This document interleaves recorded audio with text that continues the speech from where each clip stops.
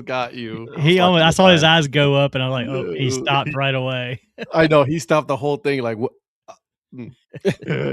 Welcome everybody to the DHC Sports Show. My name is Ed, also known as the Dad Hat. With me, I got three of my good friends. They are just hanging out with me this week. Guys, we're going to be here from. He just left. Maybe now there's three of us. Gone. I know, right? We will be here from 8 o'clock tonight Eastern time until 10 o'clock. We will be talking about AFC. NFC Championship, some of the coaching hires, some of the changes has been going on. Lots of going on. I got some thoughts on the Browns, as you guys already know, of the hot mess that this team is right now. And guess what? Oh, by the way, the problem is the owner. Can you believe that? Imagine that. Can you believe that the actual issue is not only the owner of the team himself? So, we will talk about that. But first, guys, we have to go through what we are wearing tonight. And welcome everybody. Like I said in the chat, if you have Eric was scared of you, Mike, possibly could be.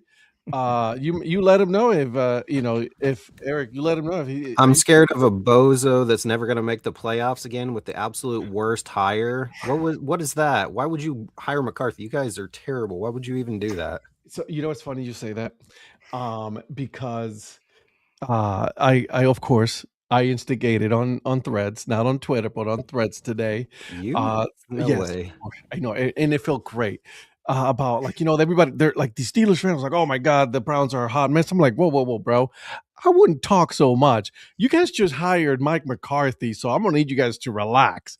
And of course, they started with the insults, and he was like the worst insult you can think of. I'm like guys, can we grow up and get some good insults, not like, sucker, or, you know what I mean? You're just a salty Browns player. I'm like, you guys obviously don't know about me because I will kill the Browns. You know what I mean? And so that was funny. Aaron Rodgers, that would be the correct answer on that. I like this one. So yeah, I like this. This one right here. Yeah. Are they going to have more coaches take their name off the? You know what? Possibly. They're down to 4 candidates as of right now, guys. As of right now.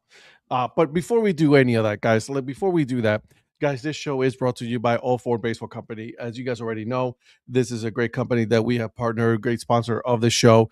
Obviously, these guys are wearing their gear and all that. So use code DADHAT and you're going to get 15% off your full purchase. All right, the full purchase, okay? Not just part of it, full purchase, 15% off, okay? So you use code DADHAT and you will be able to get the full discount, okay? Now, also, the sticker club, and I made a video about this today because it was such a cool little surprise. Yeah, look at that. So mine came yesterday.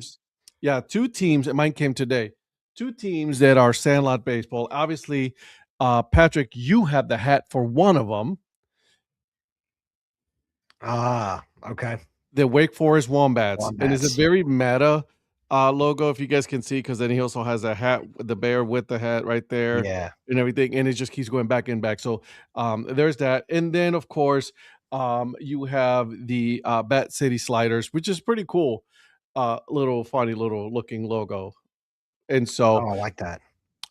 Guys, use code DHC for that one, and you're gonna get it for 50% off of your sticker monthly club. Okay, so you'll get it for $3 instead of $6. Okay, so just want to make sure that you guys got that. Okay, all right. Now that we got the business out of the way, let's go ahead and talk about the hats that we are wearing tonight, ladies and gentlemen. And I am going to start with you, Mr. Prospector. What you got going on tonight?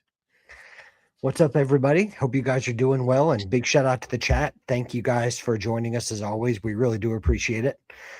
Tonight, I am drinking. I'll start with what I'm drinking. I'm just drinking water, and I am wearing the Binghamton Rumble Ponies. I think, and you guys correct me if I'm wrong, I think this was like either an alternate or a road hat at one point.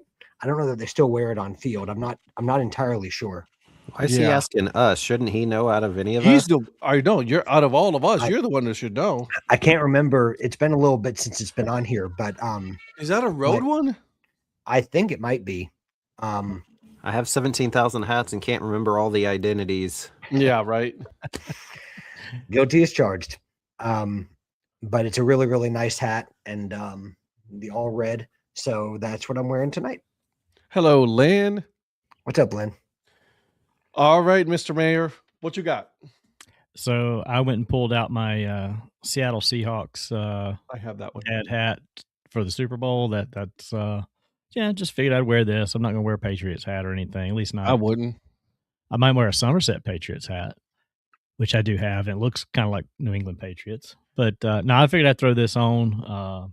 But I'm gonna switch up in a little bit. I got another hat I'm gonna wear that has to do with second half of your Dad Hat Chronicles podcast that dropped this week. So I'll flip over to another hat here in a little an bit. idea. This one it is. And I'm just drinking water right now. So same here. Oh, nice little cup with some stickers there. I like it. I got some stickers on here. I got to get one of Paul's on here. I think look at her. Earn Fun Average. You got I'm that. still waiting for an Earn Fun Average one. Yeah. Minor League Nerd, Caught Looking, Mayor. I got everybody on here. No, not me. Yeah. Even look at that. Even got Hat History Series. So look at that. Hey, Eric, what hat are you wearing? So today, since it's super cold and snow out still on the ground, I want to go where it's warm. So we have the Fort Myers Miracle.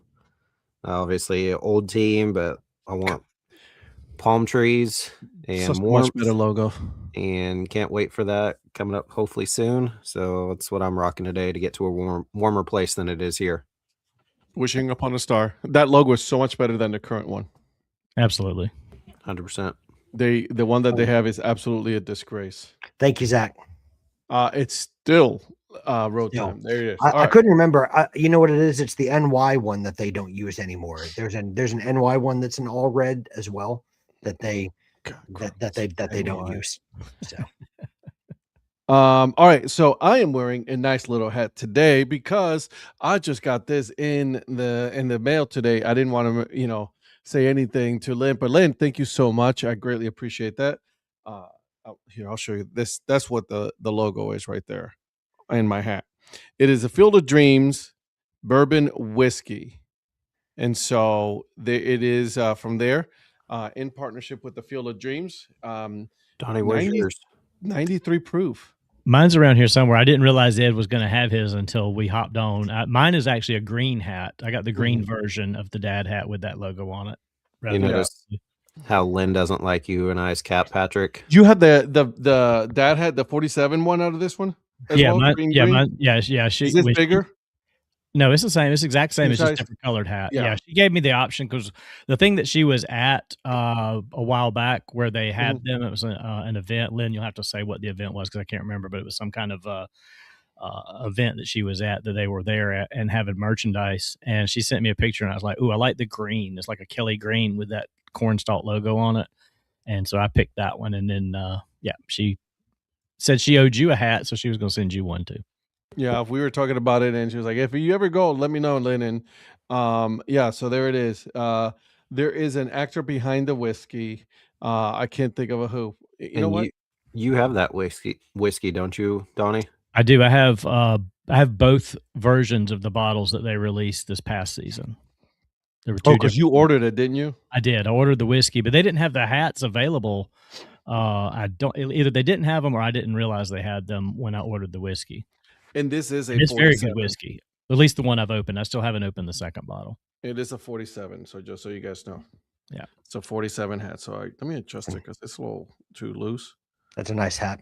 It is a nice hat. Thank you, Lynn. Again, it was awesome. This is where she was at. It was the Amana Colony's Iowa Beer Bash, and the Field of Dreams whiskey guys had a tent set up with some merch, and you could buy some whiskey there, I believe, as well. And it's interesting because the trucker that they're selling has the bigger logo. Yeah. And I may have to circle back around and get the other hat too. Just, the trucker hat. Yeah. All right, guys. Again, not a whole lot happened, right? I mean, there's no good games this weekend, right? There was nothing like that. No football news, no coaching hires, no coaches that decided that they were not going to be part of the coaching process, which is crazy. That's just, why would that happen? Anyways, and so we're here with that. So, but we're going to start with the games, right? They were two really good games, in my opinion. The AFC and the NFC championships, they were actually really good, in my opinion. I had some thoughts, and I know Eric has some thoughts on this as well. We talked about it on the thread. Donnie, you and me discussed it a little bit on Monday morning. And so I want to start with it was a 10, was it 10-3 or 10-7? 10-7. 10-7 score, which was the Patriots against Denver Broncos. So there it is. So what are your guys' thought on that game first? Just for me, on the surface, it's another example of a coach outsmarting himself. Thinking he's the smartest man in the room and outsmarting himself. So there's that. I've heard several people this week on Dan Patrick. Mike Golick Sr. was broadcasting the game. Ross Tucker was doing actually the Seattle game, but he said he was watching the game with Kurt Warner, and all of them said as soon as that play was stopped, they're like, "We'll take the points, get the field goal." They could not. One, they couldn't believe that they didn't just go ahead and get the field goal with the weather like it was, and secondly, Ross Tucker said today, or maybe it was yesterday, that sitting with Kurt Warner said they're going to run the running back out to the right. Like, he called the play they were going to do because of his history of following Sean Payton and watching him on film. He knew exactly what he was going to do. So if he knew, so did the Patriots. So. I was just going to say, so if he knew up in the radio, guess who also knew? Yeah, I mean, it was an okay game, and I mean, I was screaming like, "Oh, just kick the field goal!" And I turned around like, "Wait a minute, they're going for it? Why are they going for it?" And then they didn't get the points, and I'm like, "That's going to come back to haunt them." And then I think I told you, Ed, on Monday morning, I happened to see Ranger Amy post the weather outside of where her and Paul were at, headed towards Denver. They're like, "Look out, Denver! This is coming your way," and like clockwork, within like 30 minutes, 45 minutes of real time on the broadcast, you just see the snow coming. It was like you were getting that weather report from about 45 miles away, and boom, they are 45 minutes away, and boom, there it was. So, neither team got a good running attack, and anyway, it just boiled down to one coach outsmarting himself. What did has Virgil said the whole time about the Denver Broncos? They're frauds. Now, I'm not going to take their side here, but after that, I guess it was the second drive, technically. That first drive was 3 and out for both teams, but after that second drive, Stidham looked really good, let him right down, but then did absolutely nothing the rest of the game. So that kind of surprised me, as well as he looked for that second series, obviously really early in the game, thought maybe, but then they didn't do anything. Neither team did anything, obviously, in the second half. That time lapse they showed that you were talking about, where it was fine out, and then all of a sudden it was just like completely snow covered and everything, and they had to digitally impose the yard lines for us to see on TV. I thought was kind of crazy, but yeah, I'm fortunate that they didn't get a chance to. I don't know, I was just curious to see if it would have been clear through the second half how that game might have gone, because no team really could have done a whole lot in that second half with those conditions. It was clear the first half, and then all of a sudden, man, it turned into a blizzard. But that was sorry, Donnie, that was an easy call to ice the game. I said, was it 4th and 1, 3rd and 1, whatever it was, or 3rd and 2 right there at the end. I said, it's got to be a quarterback keeper. I said, May's taken it himself most of the game when it mattered, and he's picked up some good yardage. I was like, he needs to pick this first down up to finish off the game himself. Sure enough, they ran all to the right, and he bootlegged out to the left and sprinted past and dove for the first down. And I was like, yep, I could see that one coming from a mile away. I didn't know, obviously, how he was going to get the first down, but I knew he had to be the one to get it himself. He had some legs on him, too, didn't he? Yeah. was like, all right. I actually don't think he was supposed to run the ball that play from what I heard. I think it was a blown play. Yeah. But he just took off and made a decision and made an executive decision, and it worked. And I thought that was the right decision, that he would have been the only one that could have picked it up. Well, that's how you know you've got a good quarterback, that something happens like that and he chooses what to do and makes something out of it, because that was a hell of a lot better than the shovel passes that Stidham was trying to throw. I mean, they were everybody was saying that he was trying to teach everybody how you do a two-handed NBA pass or something. Oh my God, that shovel pass! Oh geez, it was like crazy. But to what you were saying about the weather, the point I was going to make real quick. I think if the weather would have held off, I don't think either team gets to 20 points, but I think there's a little more scoring. It might have flip-flopped a little bit more.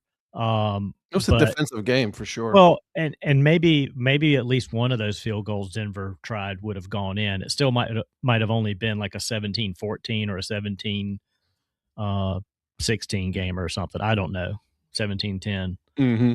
But New England just ended up being the better team. No, I don't disagree there. I mean, I think Denver beat themselves as well. They just made the better decisions. Let's put it that way. They weren't necessarily the better team. They just made the better decisions given the circumstances. So you could say they were even? It's just that one made stupid decision, the other one didn't. Because New England hasn't been that great going into the playoffs. I mean, they had an easy schedule. They found ways to win, but they haven't been like lights out beating anybody either. Okay. Which is good for them in the future, probably bad for everybody else. Started, because they have a lot of draft capital, and they've got a young team that's already made it this far this year, and they've got room to add. So look out for New England for a few more years. Oh yeah, no, you're right about that. Patrick, talk to me, man. Yeah, I think that defense was the star of the game. I think that the Stidham fumble really changed the game. I mean, it was obviously a poor decision on Stidham. Now, the whole loss isn't on Stidham. I wouldn't say that, but because I agree with Eric, I thought the first two drives he looked really good. I mean, they went down and got a touchdown. And while I understand Sean Payton's line of thinking with wanting to go up 14-0, I think this is a prime example of analytics saying to go for it.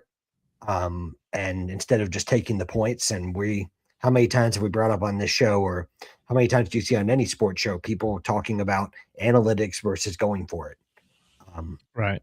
And so I would have taken the points. I think that in a different time of the game, and if it's like, how much time you have left on the clock, what quarter is it? Maybe you change course on that. But when you've got time to get the ball back and try to go down, especially at that point when Stidham had been moving the ball, I would take the points, especially because you don't know what could happen, because look what happened in the second half. Eric's right.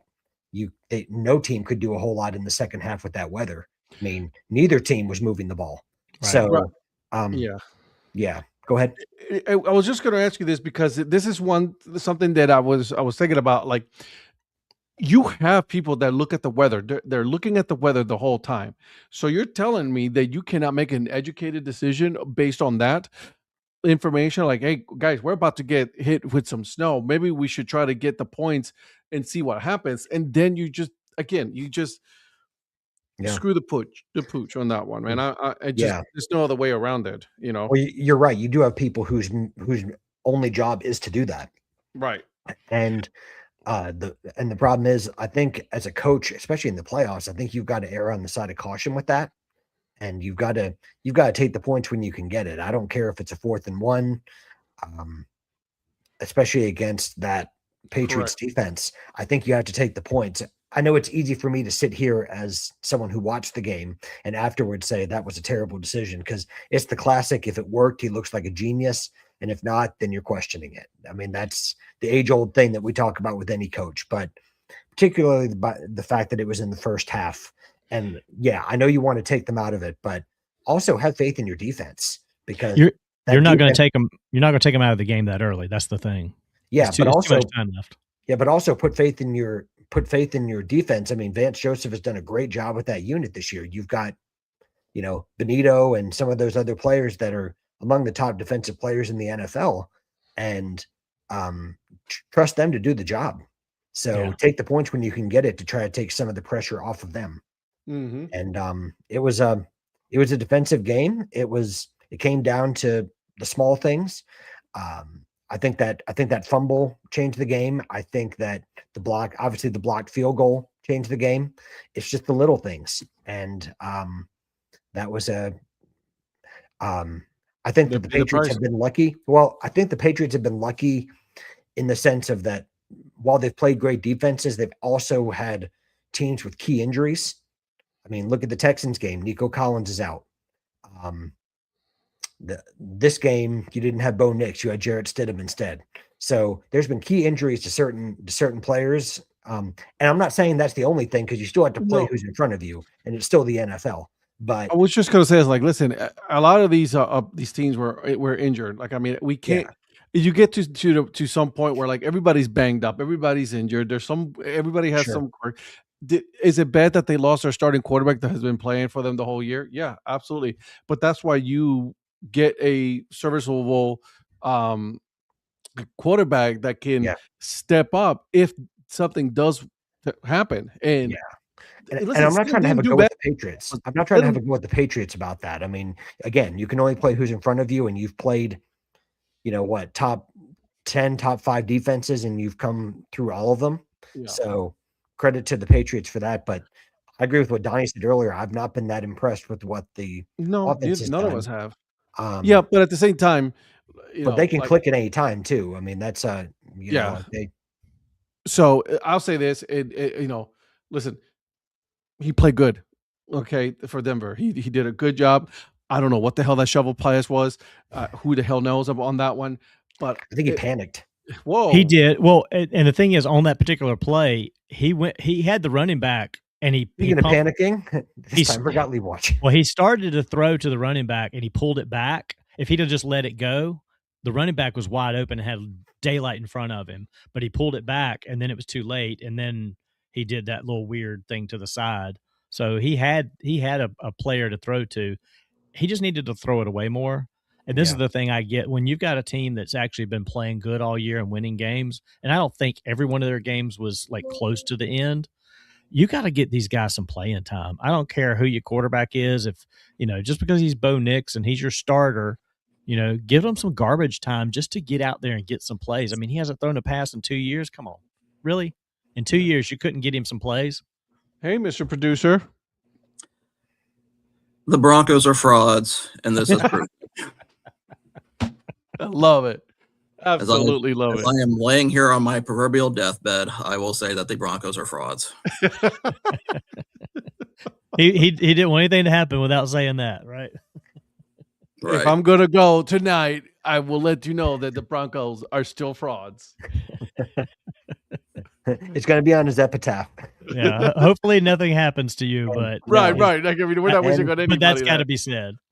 Yes. And Virgil, any comment on UC Davis? Bunch of cowards. Fair enough. Actually, my epitaph will probably say, and this will probably be transition to the next game. We should get rid of punt returners. I don't know why they're in the game. I don't think they're a vital part. I just think you just need to get rid of them. They do nothing for the game. Well, especially when you drop not 1 but 2 punts. Mm-hmm. I'm sorry, and I did mess with Eric on that one. It's like, why? Because I was like, kicker miss, like get rid of the kickers. The quarterback miss, get rid of the quarterbacks. I kept texting. I was like, so, oh my god, how you doing, Mr. Producer? And you sound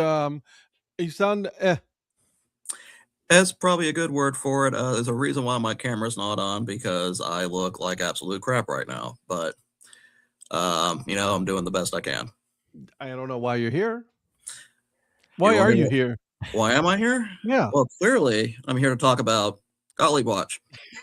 You see, what you guys need to know, and Ed, I'm going to give you a reference. I think you only understand. I'm technically like Galactus. Gottlieb Watch is my herald. So when Gottlieb Watch arrives before I do, that's when you know I'm coming. Wow. Okay. So, ladies and gentlemen, we just nerded out there for a second, and I appreciate you for that.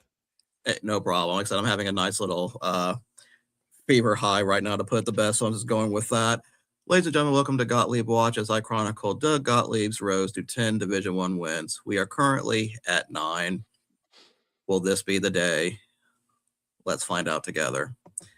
Saturday's game was the Robert Morris Colonials. This was at Robert Morris, so this is at the UPMC Event Center.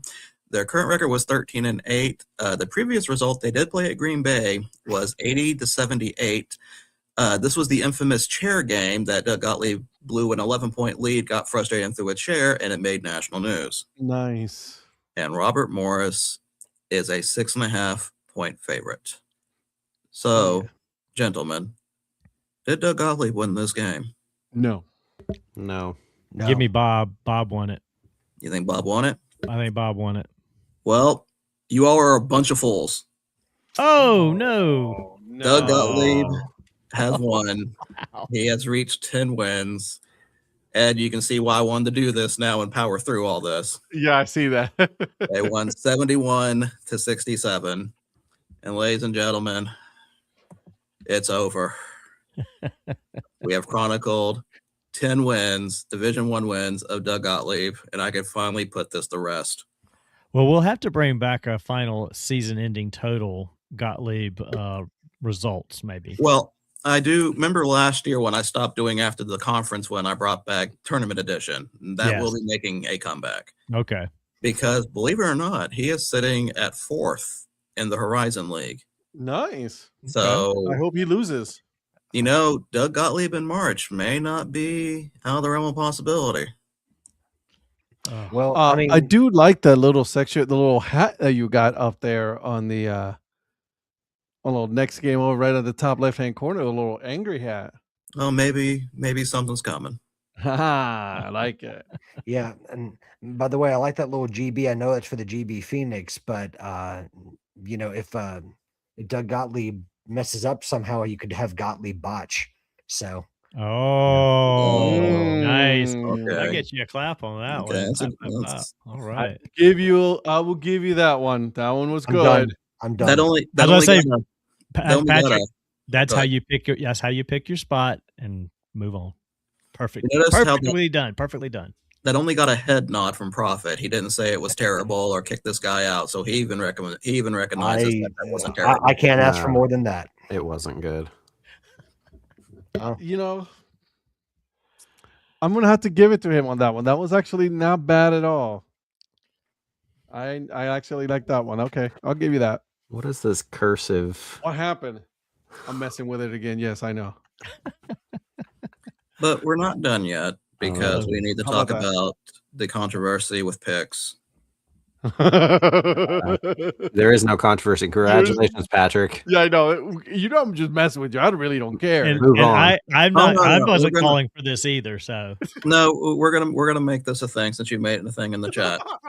So Patrick made it a thing in the chat. I did it on purpose. So Patrick, congratulations on winning picks. But you know, Donnie did not have a chance for over/under, and Ed missed his over/under. Correct. Nor did I deserve an over/under because of my last place finish the previous week. True. But as a generous and fair man, since you guys both got all your games right, I decided to open a 3-way tiebreaker for you guys. Oh, God. And it's all going to be based on this. So on Saturday, there were quite a few games that were played overall. And so I've decided that the winner of this week's picks is the man whose Premier League team actually won. Oh, shit.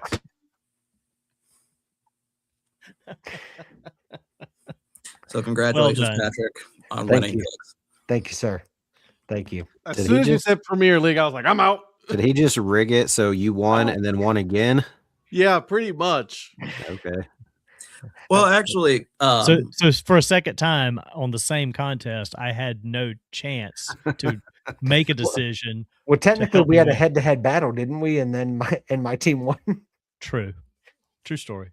Unreal. So there is one more thing I do want to talk about since you brought up Drake May, and this was actually going to be the premise of my first tiebreaker question, but I thought this was kind of cool to see. Okay. So Drake May, of course, will be in the Super Bowl. Correct. If he wins the Super Bowl, his college joins a very exclusive list of colleges that have produced a Super Bowl winning quarterback and a U.S. president. Huh. So there are currently 5 teams that have both. Ooh. Now, And when you guys- say Super Bowl winning quarterback is not necessarily a starter. Let me take a look at the list. So it's a good thing I'm not in this game because I saw that tweet already, Virgil. I was hoping at least nobody saw it, but if you saw it and you're not participating, that's fine with me. Yeah, I saw it. All of these quarterbacks are starters, I believe. I know at least 4 of them are. Alabama. No. Michigan. What Michigan is one. Gerald Ford and Tom Brady. Yep. Okay. There's one of these that's going to blow your mind. Tennessee? No.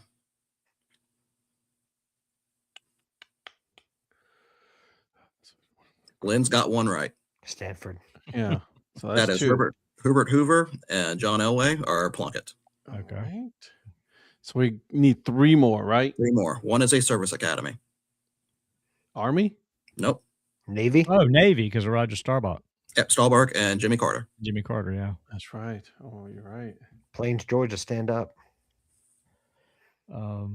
Okay, so we got 3 now. Mm-hmm.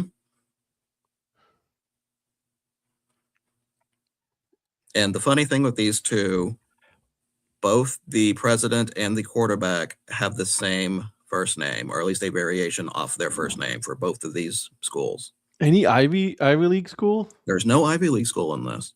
Interesting, because I almost said Yale. For some reason, I wanted to say Yale. I would have thought that Donnie would have said Yale. I was thinking Yale, but I didn't think of a Yale quarterback. Yeah, I couldn't think of a Yale I quarterback. could think of a Yale president. I couldn't think of a Yale quarterback. Is One is Ohio a- State? No, is it Louisiana Tech? it is not Louisiana Tech. One's a very recent president. Georgia? No. I know which one you're talking about. Recent. I'm saving the obscure one for last because they're not going to get it. University of Texas. No. So the one I'm going to go ahead and give away, it's actually Delaware. Oh, Joe Biden. Joe Flacco. Flacco. Joe Flacco. Oh man. Man, go Blue Hens. But the last one is probably the most obscure one, mostly because of the president involved. Okay. It is a MAC school, Miami University. Miami of Ohio, with Ben Roethlisberger as the quarterback. But can you guess the president?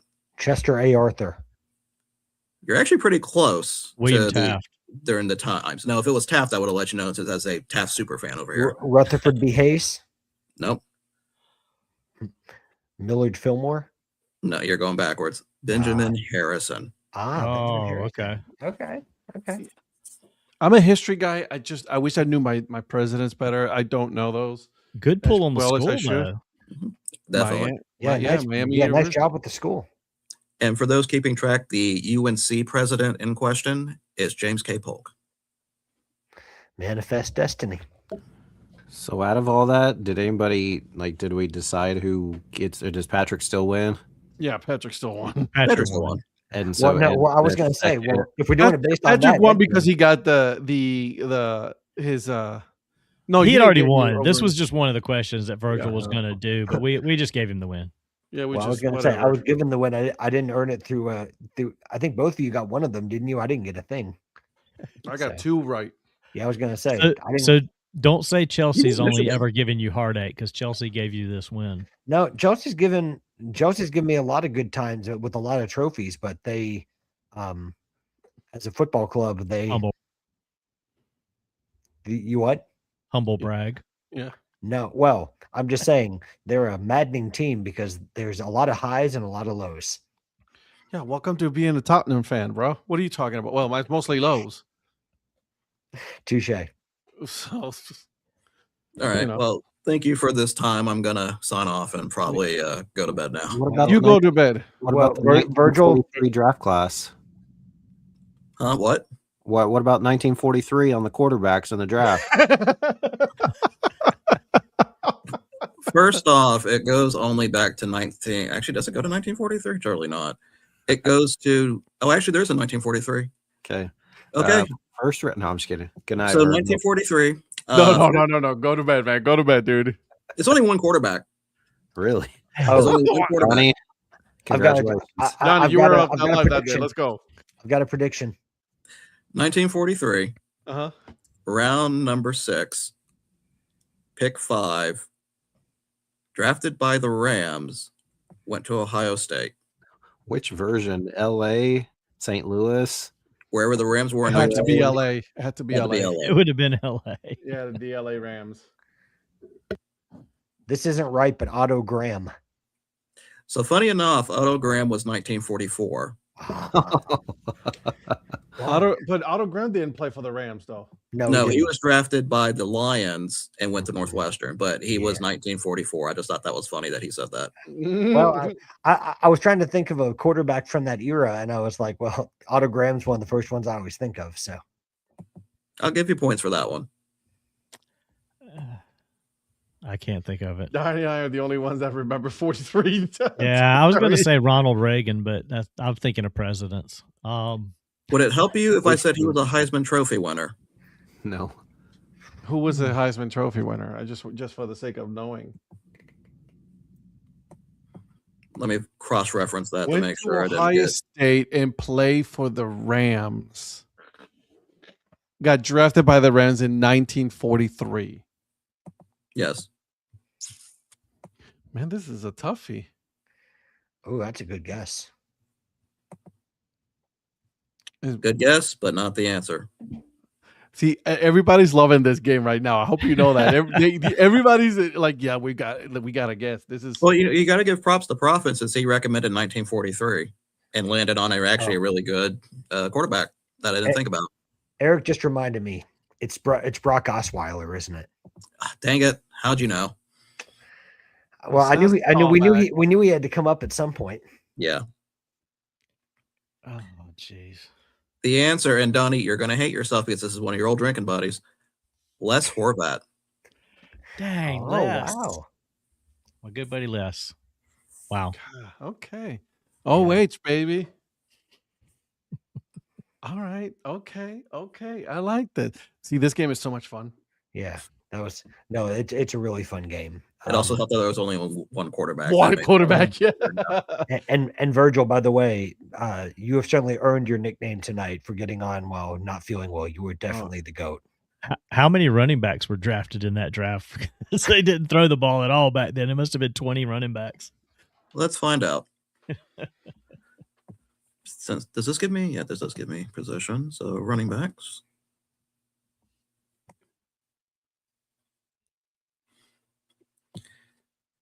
$1943, there were 2 running backs. Wow. One was the very first pick of the draft. Who was it? Drafted by the Lions, went to Georgia. Red Grant, no. Ooh. Went to Georgia? Went to Georgia. Ooh. Holy smokes. I'll never get that. Vince Dooley. No. I mean, I was trying to think of a guy that could have been drafted back then, but still. This player won the Heisman Trophy the year before, in 1942. Oh my gosh. You got to be kidding me. I'm not making this up. Herschel Walker wasn't cryogenically frozen, was he? No, he was not. And plus, it was 1942, so he wouldn't be playing. Well, no, I said, was he cryogenically frozen and then brought back as version 2.0? No. Oh, goodness me. I don't know. You got me on that one. Yeah, I'll never pull that one. It is the guy who was born in Croatia and is probably in the Croatian Football Hall of Fame, if that's a thing. Frank Sinkwich. Dang. Oh, Frank man. At first, I thought you were going to say it was Luka Modric, and I'm like, what? No, Luka Modric is a time traveler, but I don't think he would have been playing football in the 40s. Oh, I'll tell you this. He would have been good. Good field awareness. So at least now we know who the Heisman Trophy winners for 42 and 43 are. I mean, what were the odds that I was going to pull Heisman Trophy winners? Exactly. True story. And there was only one quarterback and 2 running backs selected in an entire draft. How many picks were there in the entire draft? And yeah, like I have to go back and look at that. I'm sure the answer. Now I know what you guys are going to ask. What about what about wide receivers in 1944? And the answer is there's none of them. Yeah, I don't even know if that was good. Was that even considered a position then? Well, apparently they were probably like halfback or something. There were wide receiver picks in 1945 and 1947. Okay. So I may be working with an incomplete list here, but I'm just doing the best I have with the site. Was Kadarius Toney drafted in 45? Kadarius Toney was not drafted in 1945. No. Okay. Just thought I would ask. You do not mention that name. That name has been erased. How many quarterbacks did Cleveland have at that time? Oh, here we go. Was that number? Did they only have 2 back then? So I forgot to tell you this, but 1945 was actually the number of quarterbacks that Cleveland Browns had before they have to reset the numbers, as we know as the Great Reset. The Great Reset. Great Reset. That's good. They couldn't do They couldn't do any more. They had to start all over again. Well played. Well played. Oh, that's a good one. Lynn is talking from experience. It really wasn't a thing then. Damn, Ed. I like how I'm shaking my head like I'm on camera, like you guys can see that. It's a joke, guys. You know what? It's to call me old, but you going after Lynn now? Lynn calls herself old. Every single show we hear, she's calling herself old. Relax, sunshine. Lynn, you deserve a hat. Oh God. All right. Well, I'm gonna jump off. You guys go to bed. Feel better. The rest of the show. Yeah. Feel better, Virgil. And Eric, when he says jump off, he's just gonna log off. He's not gonna jump off anywhere. I was gonna say, where's he jumping? I saw your face right away. I'm like, let's just make sure that we see. Lynn even says it. See? Shut up, Donnie. Yeah, Donnie. Yeah, Donald. Shut up, Donald. Oh my God, I cannot believe I said that to you earlier. Yeah, he's Donald. Donald.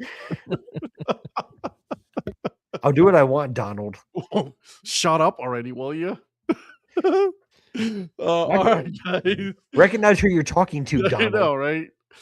You know I have no respect for elders. What are you talking about? Jeez. Well, so talking about the great resets, I'm going to reset with my hat because it has to do with your with part my 2 of your podcast episode. Probably with Kelly's episode. Yeah. Kelly was talking about the great resets of baseball. Yep. And so I'm going to go with the commies. My Columbia Commies hat. Yeah. For the little short bill. It's for commissioners, okay? For the commissioners, yep. So, wait, are you moving from city to county and you're running for county commission now instead of municipal government? Is that what we're doing? That's right. Let's make your wise to you youngins. No, it was a great episode. Kelly gave a lot of great history of baseball in Columbia, talking about the moving through the years and the great resets of World War I, the Depression, World War II, and so forth and so on. So I'm very proud of that. Having those segments now first one with Paul and now with Kelly, bringing some little bit of history and some little nuggets there, and some great information from Kevin about the Fireflies and some of the things he's working on for the upcoming 2 seasons with hats. So good things ahead. Interrupting my podcast listening. Sorry. Multiple times. I'm like, bro, I'm just trying to listen to Kevin over here. Kevin, listen, if I would have let him talk, he would have talked for 3 hours. Or you said hour 40? Hour 40. Rhonda doesn't want me to go to the team store sometimes because I'm like, I'm going to go over there and then I come back 30 minutes later and I was talking to Kevin. I'm telling you, he's the nicest person in the world. He is so nice. I met him when I was with Donnie last summer. Super nice and everything. But man, that dude can talk to a wall, bro. Yep. And so he was giving a lot, and I cut some of that stuff off. It was still a lot of info. When did he say they added a second Portland store? So was it last year he said that they added, or the year before? I think it was the year before because he was 3 seasons, right? Because he was here this year. Yeah, so it'd have been a couple years ago. So it's the main store and then the one that's like off in the cut on the stadium, but it's still part of. I either was there before that or I don't remember seeing it because I just went to the one store. But I'm going back, so I'll check it out this time. Yeah, so there's 2 of them, and he said that take pictures of the hat wall. I hear the hat wall is really nice over there, so I want to see. To remind me. I mean, I typically do, anyways. Yeah. But. Yeah. So I heard it was really nice. So I do wish that Portland would have kept the Alces Copa. Domain. Yeah, man, that's such a nice logo, dude. Now, was it that they just stopped participating in the Copa program? Is that more what it was? No, it's that they're not that Copa has been retired. But so they're getting a new one starting this season. Then I guess I don't know if it's the season or next season, but they're getting another Copa. Okay. Yeah, and that's what we've seen with other teams that they're doing alternate Copas. Durham did it. The survey says, and then they brought Durham has had 3 Copas. Yeah, I was gonna say Durham's changed at least 3 or 4 times. Yeah, because they had the Mal de Ojo first. Yep, Mal de Ojo. Then they played the first season as the basically just the bowls in the Copa. I mean and then now they have this one where they just like this. It's such an ugly. I hate it so much. Better or worse than the Marvel logo. For them is the mascot with a shield. I know. I said which one did you not like? Which one did you like better, the Marvel or the most recent? I would have to. I can't believe I'm going to say this, but I would actually pick the Marvel one over the Copa. I don't like their new Copa. I just don't like it. I mean, this is it. This is it. Like this is all it is. Yeah. Like what is that? What's up, Holsinger? Nothing's better than Oklahoma City Dodgers Marvel. The brick wall. The brick wall. Yeah. The brick wall in the state of Oklahoma with the target. Just shipping it in, like just mailing it in. It's just like, nope, here, have at it, buddy. What's up, Michael? It's almost like what do these 3 different things have in common? Oh, we're just going to throw them together and just see what we get. Hopefully, welcome to Bricktown. Hopefully you guys didn't have a lot of snow and your grocery store goers weren't too crazy for you, Michael. Dude, Nashville got hit, bro. Yeah, they're still without power as far as I know. That's not a bad logo. What's the wrench? Yeah, he has a wrench on his What is that? Is this show together? Well, I was just about to say, is he the admin for the? He's not here, so this is going to go off the rails. Well, I was going to say, is he the admin for like the admin for the comment section? It could be because his handle shows up in blue as well. It's because he has access to the YouTube. So what is that building? It's because he has access to my YouTube channel. Admin. He has that means when you do like he's super supposed to be numbering the episodes. He hasn't done it. Oh, Virgil. So what have you been doing? Whatever, bro. He's like, hey, can I get access? Absolutely. And then he hasn't done anything about it. Whatever. Yeah, good job, Virgil. Jeez. Good gracious. Ugh. Anyways, guys, we still haven't talked about the other game, which was Seattle Seahawks. Oh, bring Virgil back on. His team. Yeah. And the Los Angeles Rams. And so it is a lot of episodes. So Virgil, you can put it on the comments, your thoughts on the Los Angeles Rams game, because I got my thoughts. Obviously, all of us have our thoughts. So, Eric, I'm going to start with you. Give me your thoughts on this game because, in my opinion, I think that was the best of the 2 of the games, and it was a very defensive game. Yeah, no, overall, I agree that this was a better game, and I think that LA had their chances, but. Yeah, I don't know. They just couldn't quite get it done. I figured they. Do you still, after a couple of days, do you still think that they should have gone for it at the end in the 4th down in the 4th quarter? Yes, because like I told you, that would have only gotten them within 1. Now they did get the ball back, but there was no time left, and they didn't really have a shot to even really get much into field goal position. So I thought it was a smart choice at the time. I know you thought otherwise, but I just didn't think that they had really made any stops for the most part, except like you said, those previous series or two. But for other than that, they didn't really make a whole lot of stops. I'm like, I don't think this defense is going to get a stop here. Now, obviously, if they could have, then yeah, get within one, get it back. But I just had a feeling that they weren't going to get another stop, and they did, but they didn't, because by the time they finally did get it to fourth down, it was really no time left. But here's what I have to say about that. And then, you know, just hear me out. So you don't go for it on fourth down, right? You're saving some of that time that they wasted trying to run the game, a play, kick the field goal. So you have a little bit of maybe 10 seconds extra added to it at the end, right? So that could have given you a little bit more of an opportunity, because the guy did catch the ball and was out of bounds.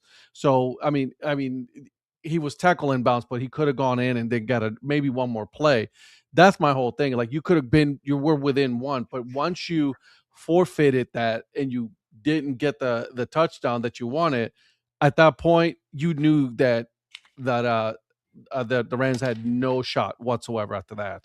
I didn't really care for the play call in there leading up to that, where then you thought they should have kicked a field goal, because they had, I don't remember the exact plays. I think one was throw into the end zone that was out of the back of the end zone, if I remember. I don't know. I just didn't really. I think they did a good job getting all the way down there, but then when they had that chance to score to take the lead back, I just didn't think it was a great overall play calling. But yeah, I didn't think at that point that a field goal was going to do any good, even to get them within one, because they wouldn't have, like I said, I didn't figure they would get another stop, which would give them a chance then to kick that walk-off field goal. Yeah, I mean, I see what you're saying. At the time, we were going back and forth on it, because I thought, one, you kick the field goal, you make it a 1-point game, you keep a little more time on the clock, and anything can happen. You know, I agree. It seemed unlikely they were going to get another stop, but there's also the possibility they not only get another stop, something happens, the ball's turned over, and then all of a sudden you're like, oh, we're right here in field goal range and we can kick a field goal to win it by 2. I mean, there's all kinds of potential possibilities. And I don't know, we talked about analytics earlier. I don't know if analytics was part of that. McVay's a big analytics guy. Who knows? But some of the play selection was horrible there, trying to get that touchdown. I don't know. I mean, like I said earlier on the other game, I'm all about taking the points early and risking more later. I just thought in that position, try to make it a 1-point game and then do everything you can to get that ball back with as much time as possible to just try to kick a field goal and win it. I mean, you may not make a stop, but if you do make a stop, you've got a better chance of getting a field goal and not having to go as far as you would a touchdown. To me, the percentages are better for that than having to do the other, I guess. I gotta hand it to Mr. Sam Darnold. He played lights out on that game. But see, like I said in the text thread, they have one receiver. Figure out how to stop him. You couldn't. That's the problem. They can't. And outside of that, yeah, the Walker was. You know, they've always struggled stopping Walker, but that's all they had. But stop JSN. That's all. That's all you need to do. And they just couldn't do it. And I'm like, guys, get off the field, get back out there. I was glad that it came down to being more of kind of a back and forth, and was a better. I thought, yeah, it was a better game of both. But I was like, all you needed to do was shut him down. Yeah, couldn't do it. You couldn't do it. And that touchdown, I don't know if it was the one that gave them the go ahead, the final lead or whatever. It maybe, I can't remember when it was, but he was wide open just there on the left side. Was kind of split out, or maybe wasn't even that far out, but just ran a little route and was wide open in the left part of the end zone. I was like, how, and who was just calling by himself? Was that they did? He did. Then he could run across, and then Brady confused. Was that because it was on Fox, right? So Brady was calling that game. They're like, you have to account for him at all times. There's no reason why you should let him escape and get out without anyone around. Yeah. And it was. Yeah. Has Brady gotten good at color commentating? I don't mind him. I don't either. At first, I was like, "Oh my god, this is going to be better." He's absolutely gotten better. I can tell you that. Yeah, he has gotten a whole lot better. Better or similar to Romo, and that because they've both played, they have a good idea of what plays might be coming. Because you remember how back in the day, especially with Romo, he would always be like, "Here's the play they're going to run," and sure enough, they did it, or whatever the case. Do you think that's kind of the same with Brady? I think he'll end up being better than Romo, in my opinion. But that's because that's Brady's mentality. That dude goes all in when it comes to things like that. Like that dude is like, and he studies. Who's he with? Burkhardt. Yeah. I don't mind him. And the thing with Brady is, I think it is very similar, like you said, with Romo. He sees it. He just doesn't express it like Romo did. I mean, and he doesn't express it as much. Like Romo, it was like every play, he was just like a kid. Like, they're going to do this. They're going to do this. They're going to do this. Tom picks his spots. Tom picks his spots. And all of a sudden you're like, holy shit. I didn't see that, but he did. So Romo is the Patrick where he doesn't pick his spots. He just goes on and on. I was just waiting for somebody to say that. That's pretty good. That's pretty good. That's pretty good. Chris Collinsworth played and he doesn't even have a clue. Reminds me of, I can't stand Collinsworth. See, I don't want Collinsworth. I can't. Maybe because I've grown up with him longer than you guys and I saw him play. Patrick, are you going to let Michael talk about you like that? I mean, I get some of that hate for Collinsworth. I see where it can be there. I like Collinsworth. I don't know. No, I'm good. He's a Browns hater and he can F off. I mean, if he starts hating on the Panthers, that's different, but I guess he doesn't hate on my team. So Oh no, he hates the Browns. Obviously he's a Bengal. Well, he's a Bengal, so what do you expect? Yeah, but you can be a he's old school though. He's old school where that matters. He's an old school jackass. That's what he is. Terry, you can't hate on your own quarterback. He's your own guy. Romo's god awful. He doesn't study and has brought Nance down, in my opinion. I think Brady has running mess. He has. Absolutely, Mike. Brady has gotten really good. I'll be the first one to say it's like I didn't think this was going to be a good idea. He's done a really good job, and I got to hand it to him on that one. But I mean, the way he played the game too, I mean, you kind of possibly expect that he would do what he could to get better because he probably knew after the first however long that he wasn't great. So it's like, okay, what do I need to do to get better? Just like when he played the game. So that's what I'm saying. His mentality would not allow him to fail. He's also has Alex Earl right now, so he's trying to do whatever he can for her. No, I think Terry's spot on there, and I think the paying attention. I think sometimes Romo gets so caught up he doesn't pay attention in everything that's going on. Romo has severe case of ADD, dude. He does. He's all over the place. Patrick, what you got, man? About the game or about Brady? How about both? About both. That fourth down call in the second half, I'm kind of with Eric on this one. I really don't blame McVay for going for it because I don't think McVay believed in his defense. I think that's the point. Regardless of what we think about whether they should have gone for it or not, I don't think he believed in it. I also don't think, if you'll remember how he was running down the sideline, I don't think he liked the play call for the fourth down either, because I think he wanted to, if he had a timeout, I think he would have. Well, I think he was thinking about taking a timeout, but he put faith in his quarterback just to make the call. But you could tell he was running down the sideline that he did not like the look of that play, but he let it play out anyway. Yeah.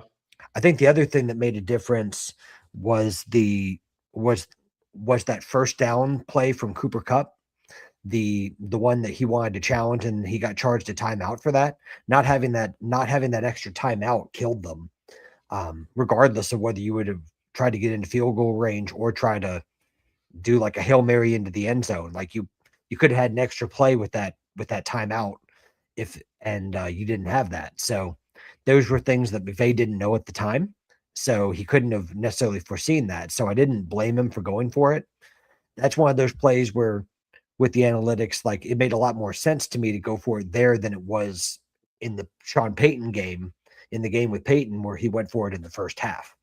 I could at least see I could at least understand the reasoning for it. I still like taking the points, like I can understand either way, but I can completely get what he was thinking when he was going for, for the touchdown, because Stafford was playing well and he thought he'd ride the hot hand, and it was just good coverage by the Seahawks defense. And so, I mean, think of how many teams, if they had one of us just sitting there watching the game and it's like, that's a clear first down. Don't waste time. Like, we could answer that for them so quickly, and I don't understand why they don't have somebody that can do the same thing. They have people all the way the hell up there. And you've got to have somebody that sees that and just says, yeah, that's a first down. Don't challenge. Don't worry. Go on. Move on. Keep going. You can't waste time trying to do that and wasting timeouts. I don't think it was, though. It's too close to call. I was just going to say, that one was the one that there was not enough evidence to really overturn it. Once they called it one way or the other. I mean, as soon as I saw it, I was like, that's a first down. Like, he got it. I didn't think it was, but I didn't think it was either. Look at us, Patrick and I agreeing tonight. What the fuck is going on? No, damn weird ass universe tonight. Jesus, what the fuck? Yeah. Don't worry. He's still insulting me, so we're still in the same universe. You better start insulting, because I'm not used to this. Insult anything. That was Grandpa Gorell over here that's talking about you like that. Grandpa Gorell. By the way, really quick, sad on new name. Hashtag new name. Pissed me off news. Carlos Correa not in the World Baseball Classic.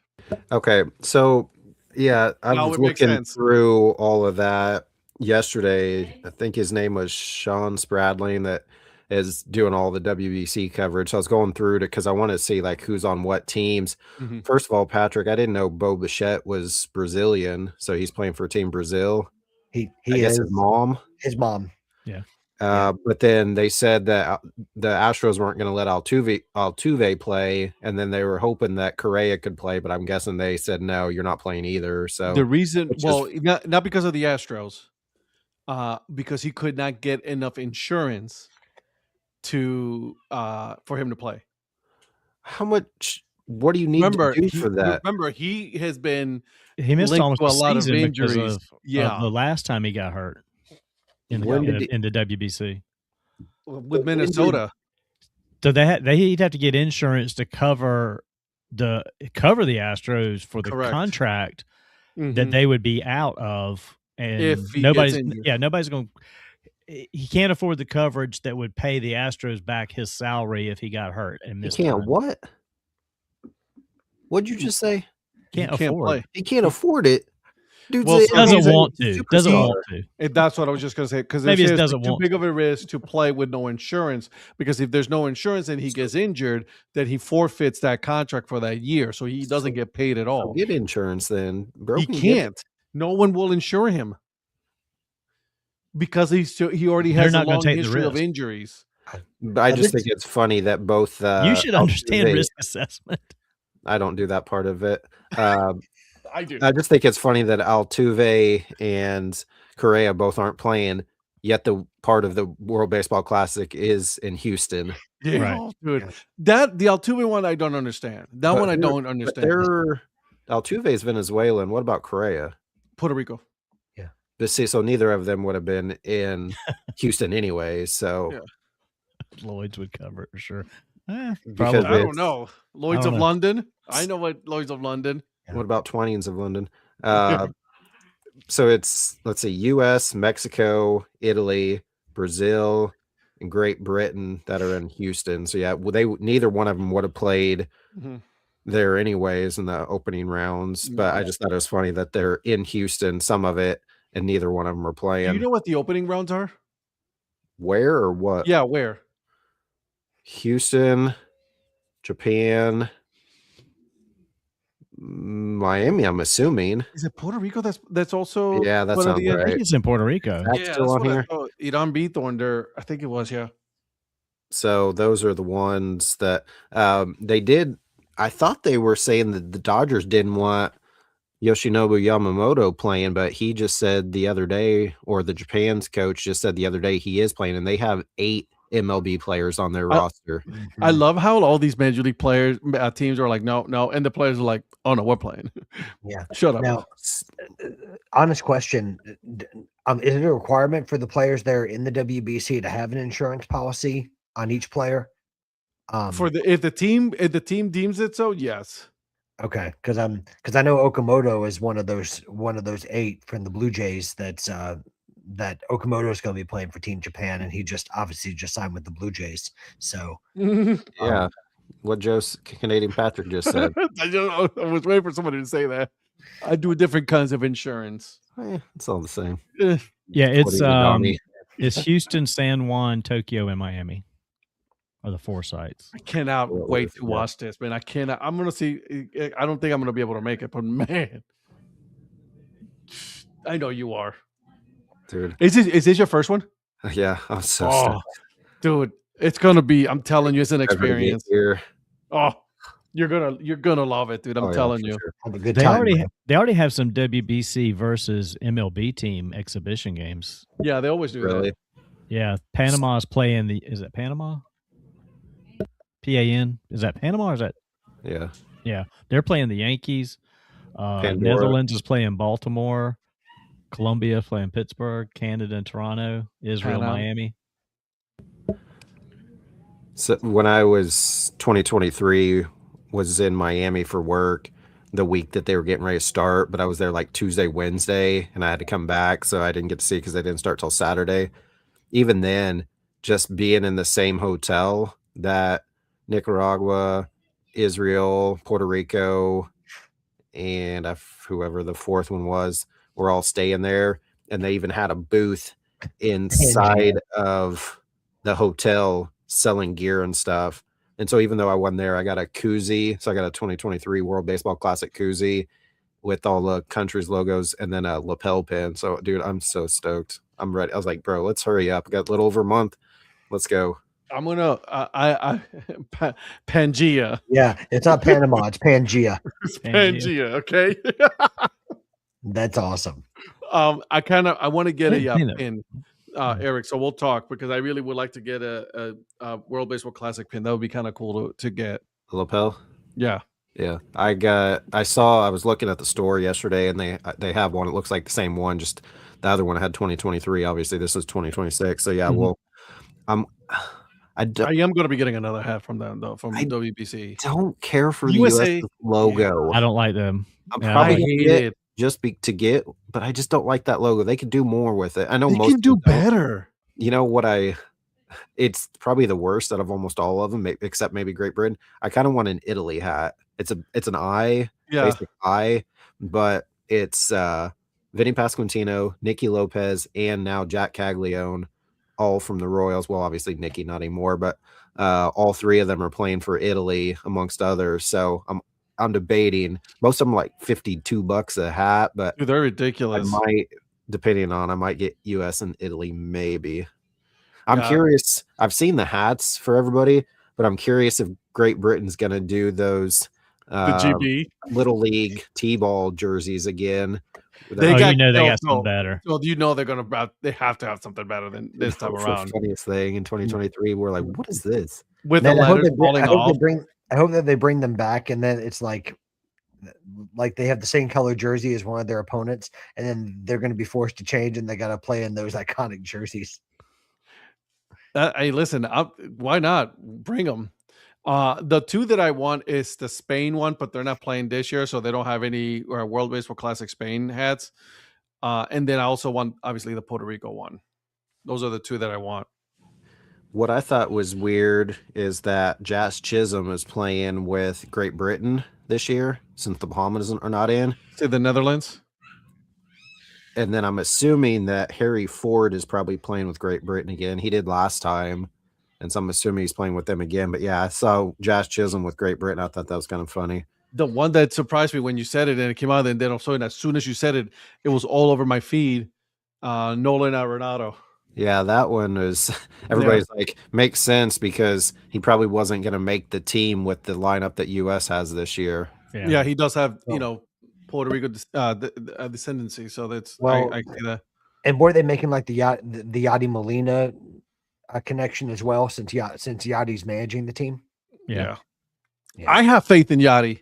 That dude can manage. He's a smart dude, man. I don't know why he hasn't gotten a shot at managing in the majors. I'm going to be completely honest. I think he should give it time. He should, man, because my God, is he good.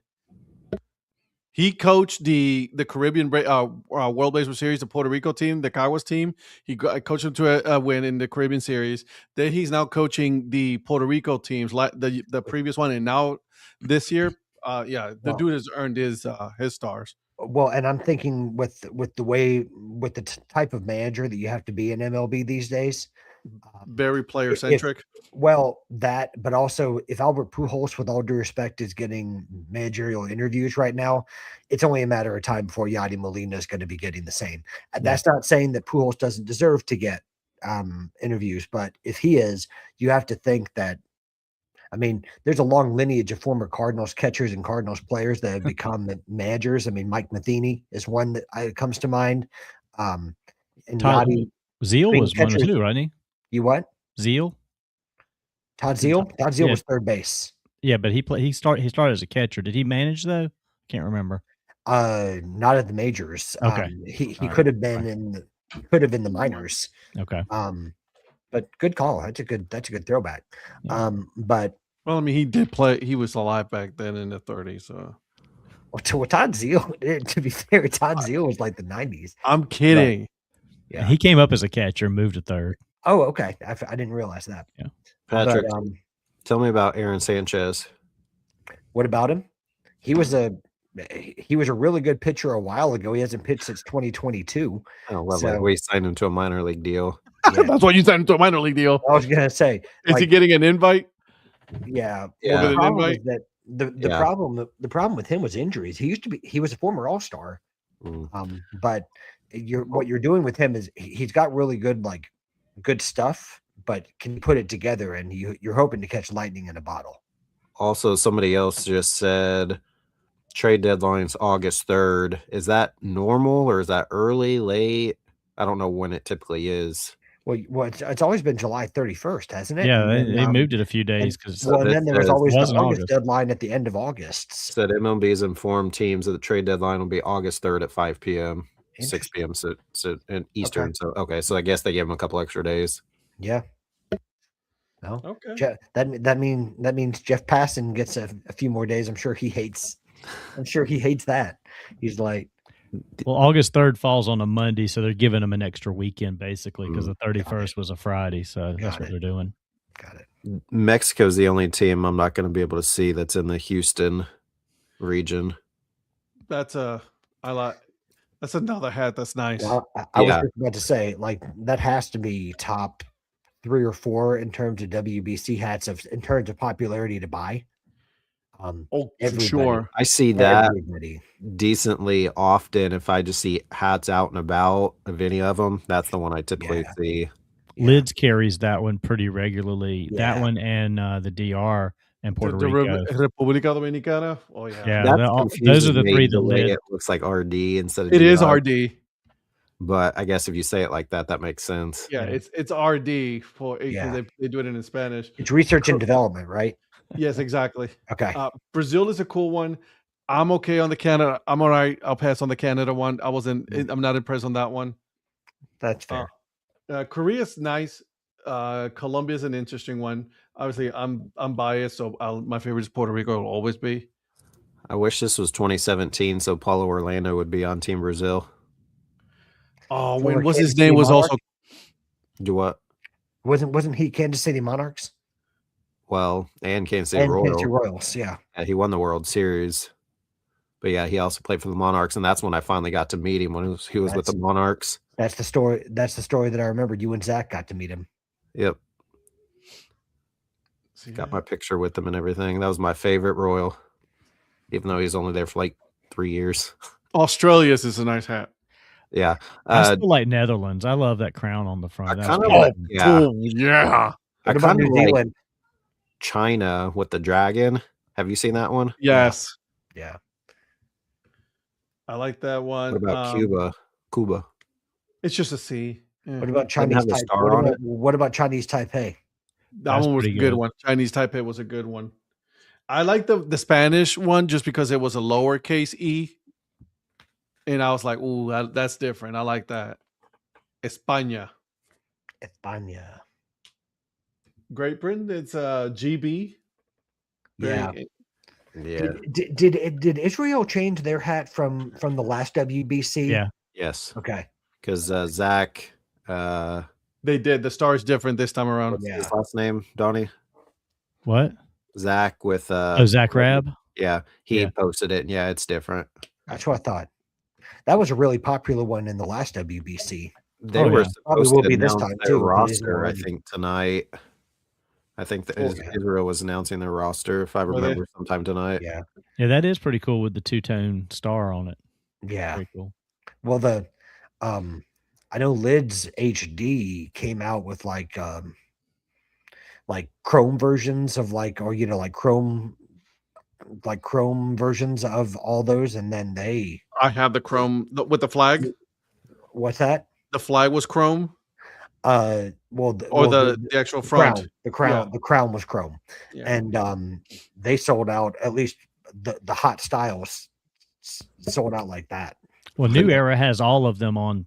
I think stretch fit and the like the 920s, 3930s, and 5950s. I think New Era learned their lesson from the last WBC. I think they completely underproduced. No kidding. WBC hats last time because there was a huge demand for them last time, and I think who was it? Kelly ended up getting like all of them. Yep.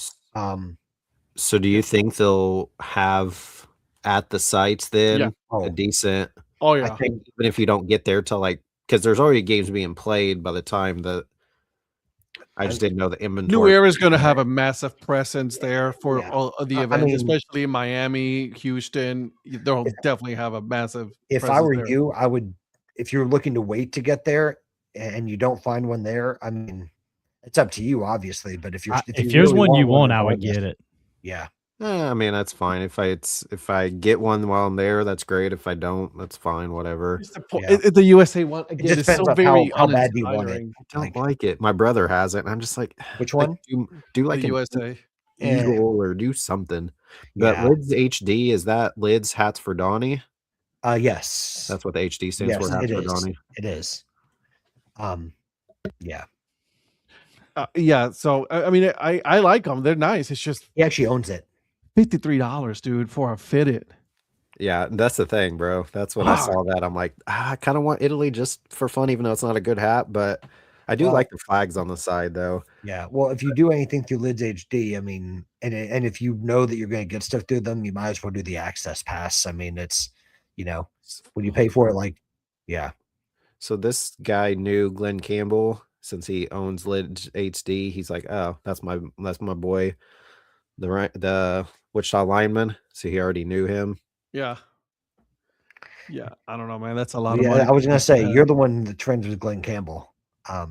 Donnie, if he owns Lids HD. Well, were you partners with Glenn on that, Donnie, or did you? Absolutely. Okay, I figured. Oh yeah. Okay, so WBC. Obviously, we're all excited for it. We're gonna be watching that for sure. Excited. We'll talk about that as the games come closer. We're like less than 2 weeks now, technically, away from pitchers and catchers. Mm-hmm. This is exciting. I cannot wait. It's almost there. You can almost smell the grass where they're gonna.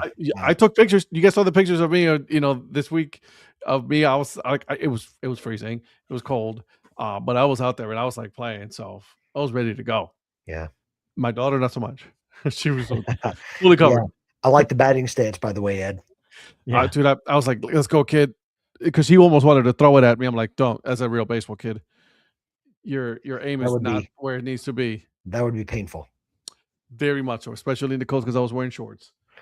Yep. So, hey, I wanted to talk about something really quick here, guys, because this is something that Donnie, you brought up as well. And I wanted to get you guys' thought on this.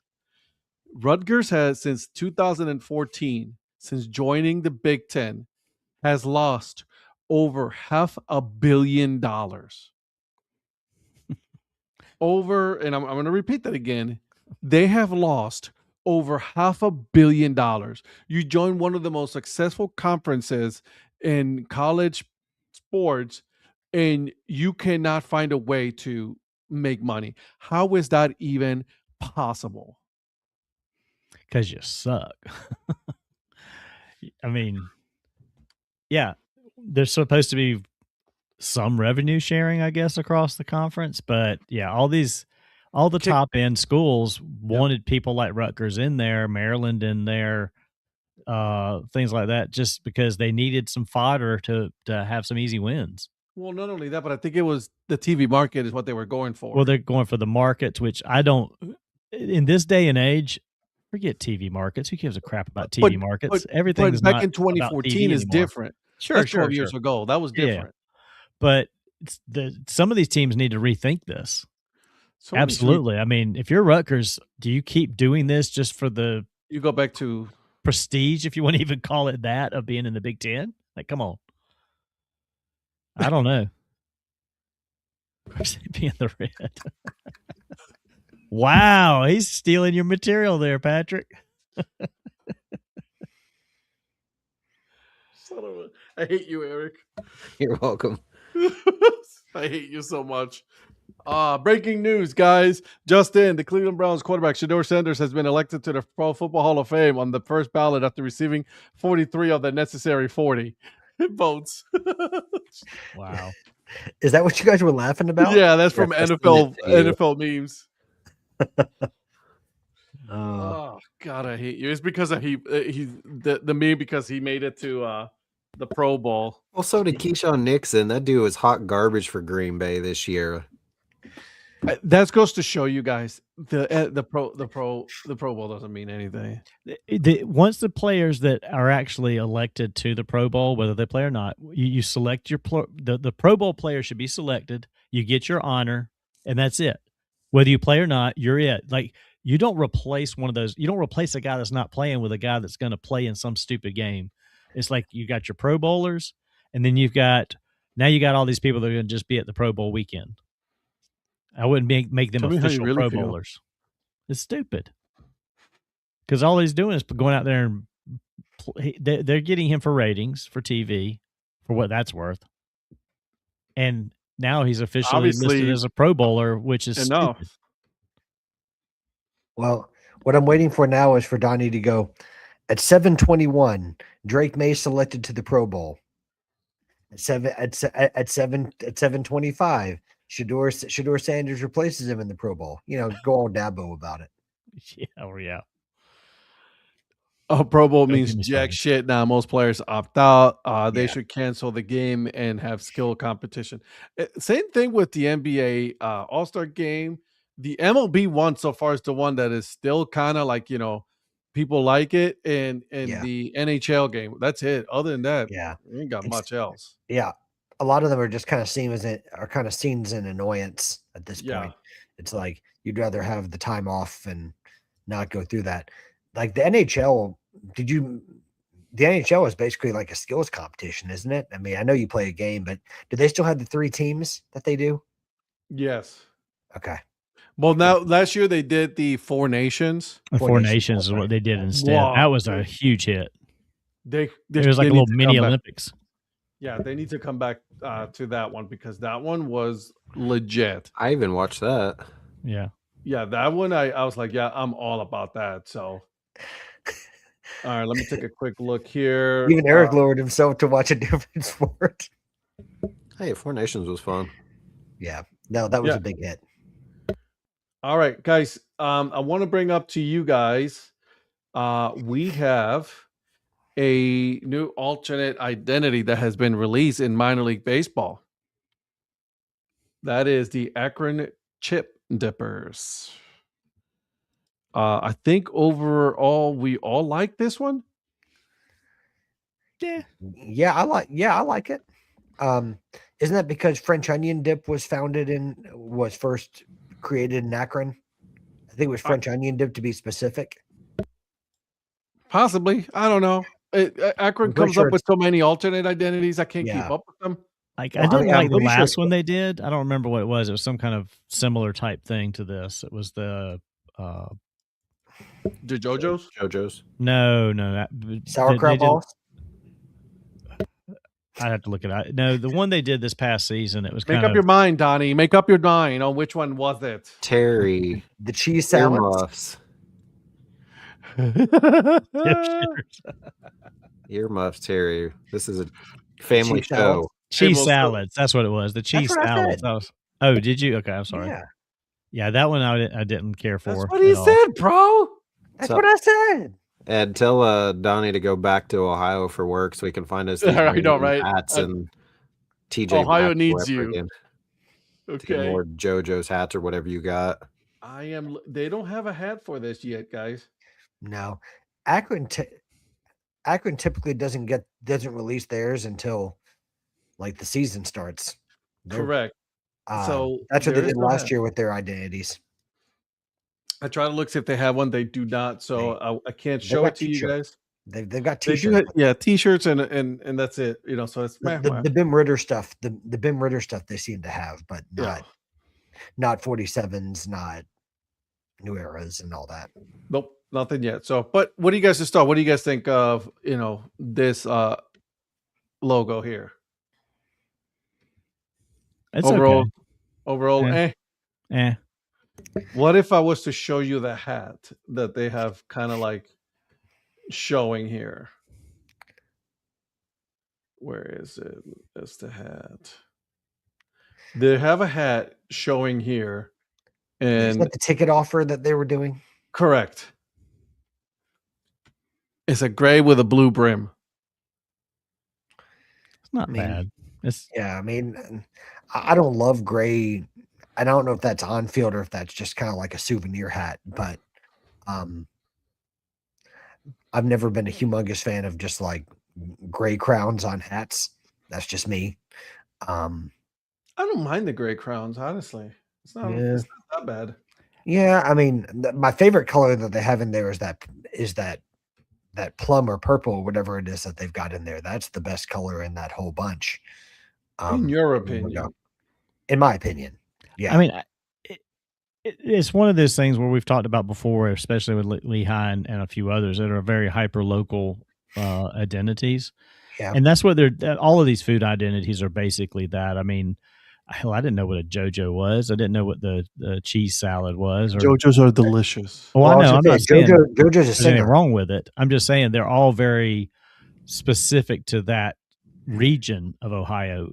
Mm-hmm. Even it's not even like necessarily an entire state of Ohio thing, is it? I think more like up in Cleveland you can also.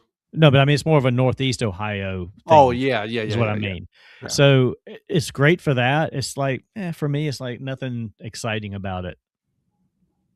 I mean, it almost looks like one of those ice cream cups you got as a kid, even though it's a dip cup. It just looks more like a little ice cream cup with a little wooden spoon. Dip cup. A cup of dip, whatever. Are you saying leave? Are you saying leave? Get out? What? Yeah, go dip out. No, I don't feel like dipping chips and whatever the dip is like. How do they claim? Unless Patrick, like he's saying that it's the specific French onion or whatever. Otherwise, everybody has chips and dip. I think I read in one of the articles that it was French onion dip, to be specific. I'm pretty sure. You're not really a French onion dip kind of guy. Really? No. I'd go for it. Me too. I mean, I'll eat it if it's there, but oh yeah, I'm not gonna go out of my way. But if it's there, the CFO here, for sure, 100%. So, what type of like chip dip or vegetable dip or whatever it is? Like, what's your favorite? Cheese dip, bro. What? Cheese dip. Cheese dip. But you know what kind of hits is Frito. The chili cheese. No, the refried bean dip. Really? Yes. I'm in on that. So I had one that was like it's like a smokehouse burnt ends dip. Tell me more. Yeah. Well, believe it or not, it's like the market side brand at Walmart. It's like a smokehouse burnt ends dip. Okay. Pretty good. All right. The white French was the other one I was trying to think of that they had. Is the white French possibly tied to a similar type thing to the French onion that you're talking about? because they did the white French 2 seasons ago. Well, the white That French was like is a not dressing. dip, though. The white I French. know, but is it kind of in that same realm? Possibly the white French dressing, Well, and like now, Virgil said. So I didn't know that it was my I distant see. cousin JJ. Around 1939, J.J. Lawson started his Lawson Milk Company in Cuyahoga Falls near Akron. As his business expanded, Lawson started offering more products, including his famous French onion chip dip. Mm-hmm. Is that how they say your last name in Boston? Yeah. Patrick Lawson. Yes. The popularity you'd be surprised how many people spell it that way. And ironically, when I was growing up, we had a family called the Lawsons that lived 3 houses down from us. So they were the Larsons and then the Lawsons within 3 houses. The popularity of Lawson's chip dip inspired other Ohio companies like Toft Dairy and Smith Dairy to launch their own French onion chip dip through the state. Thought this guy was asleep. Joe, Akron's Copa version of the chip dippers is Tostitos and salsa. That's a good one, Joe. Damn it. That's good, Joe. Over 80 years after chip dip came to Northeast Ohio, no barbecue, picnic, or party is complete in Akron without a creamy bowl of French onion chip dip. I like French onion dip. Does he work for their marketing department? Exactly. I mean, that is pretty good, right? That was, unless he copy and pasted it and then, from there. Hard to be a smoked brick of cream cheese on the pellet grill. Covered with jalapeno jelly. Dip with Fritos or tortilla chips. Nice. Oh, damn, Terry. That's making me hungry now. Terry, are you bringing that baseball around the clock 2026? The next half hour is good. Yes, that. Well, he needs to get the bison Abilene the Abilene cream cheese dippers. So I can see in movie Eric, Dip Wars. Before I forget, just to go back, if you take the refried bean one and you mix it with the cheese and put both those together and then use it, try it next time. Do you eat the refried bean dip cold or warm? Oh, I eat it cold. Yeah, I do too. I eat it cold. Sure. I mean, bean dip. I don't have a pellet grill, but I have charcoal or Blackstone. But I don't know that I'm going to drag it all the way up to campus. Liz says I can see a new movie, Dip Wars. Donnie, do you have a pellet grill? Of course he does. My Traeger, yes. Duh. I mean, it's shame on me. Not even a thing. I was going to say, shame on me for asking such a dumb question. Donnie, how many pellet grills do you have? Well, I was going to ask him how many grills he has, and are there like 3 per level? 3. God damn, bro. Yeah. Well, one of them's a little small one for camp as a tabletop pellet grill, and then I have 2 different Traeger. I have one. One of them actually doesn't work right now. I have one grill for Tuesdays, another one for Thursdays. I've got to get a new like motherboard for it. Tabletop pellet grill. So Terry, it sounds like even though he's not coming, that we can borrow that from Donnie for our round the clock ventures and go out there. And just it looks like a briefcase. It's a little small one that called a Traeger Ranger. Does Donnie have a green egg too? Of course he does. No, I don't have that. I used to have a neighbor that had one of those though. He loved that. He always knows a guy. I know a guy that knows a guy that knows a guy, right? Yeah, he actually moved up there near Ed, in the Apex area. Does esteemed Councilman Mike Ward have a green egg? No, he's got a Blackstone though. I love my Blackstone though. Same. I do love it. Yeah. I don't. Last time it was a little bit. I don't have a grill. So. Well, you live in an apartment. Fair. Yeah, Donnie. What Terry said. And I'm sure Smithers can drive it. Can drive it up there, Terry. So Donnie will get on that. Or Eric could buy one. They're not that expensive. No. Why would I do that when a friend of ours has one? Why would he do that when he can make you spend money to ship yours there? Yeah. And you're driving, just put it on the back of your truck. Well, why would he do that when you can bear the expense? To ship it there and back, even though he's using it. It's like, Donnie, I need you to send me money so I can ship this back to you. We could do a relay. I can drive it to somewhere Virgil's going to be, and then Virgil can drive it home. And then when Virgil drives to Wichita, he can bring it.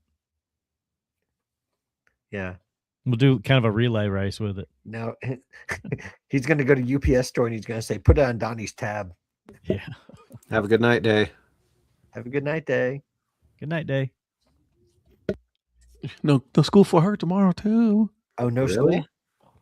All three? Have you been out all week? Oh no, I've been working my ass off. Not you, the school. Yeah.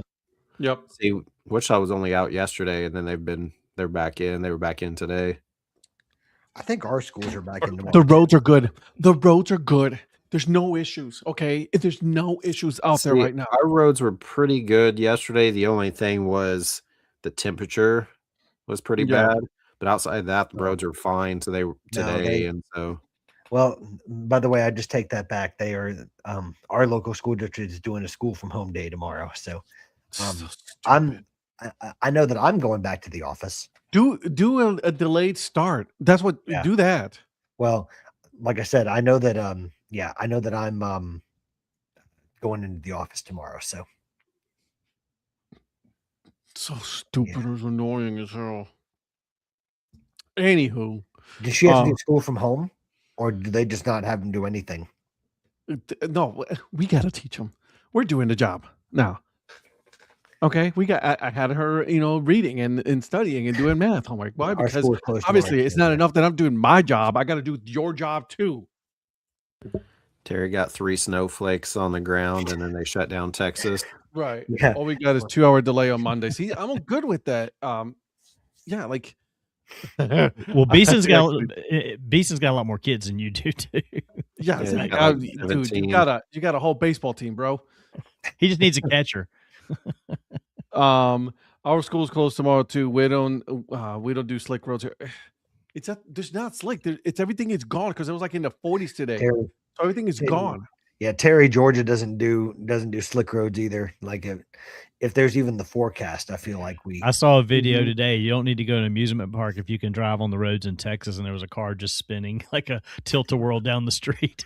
I mean, seriously, it's so annoying. Well, Donnie, you've seen the videos of downtown Atlanta doing like a snow thing. Yeah, so my kids used to have a teens meeting for class. Same here, Zach. The problem is that my daughter's in 2nd grade, so it starts from 3rd grade and up for Zoom classes, and so therefore, I shoveled 4 inches of ice in my driveway with my pointed shovel. Can you say I'm prepared? Yeah. Yeah.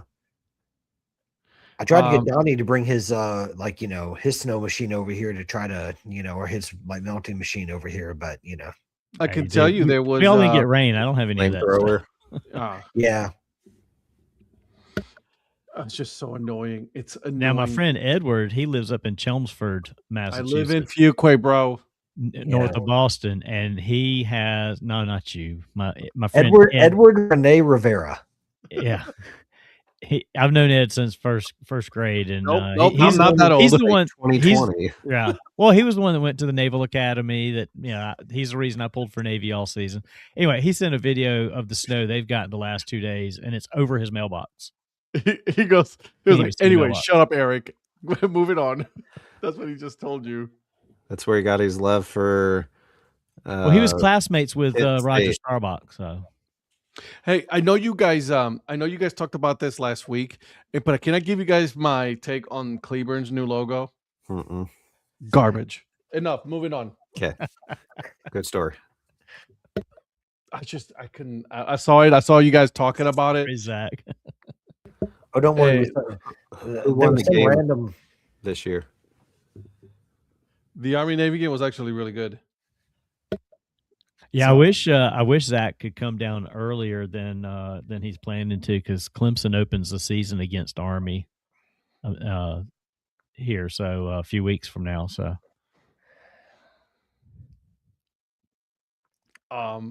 anything else, guys? We're almost at 10. We got 20 minutes left. I know Donnie has something to talk about. Well, what do you think of the news today that Bill Belichick did not get in the Hall of Fame on the first ballot?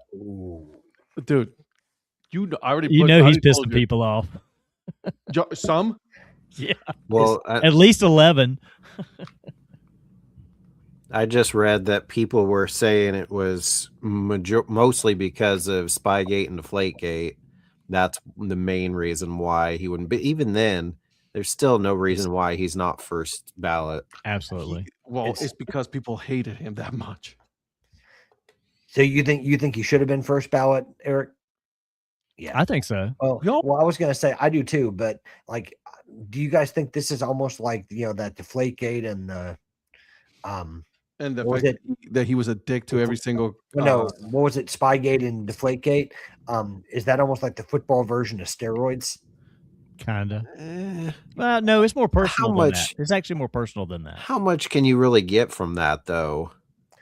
I'm not saying it's right. I think it's a combination.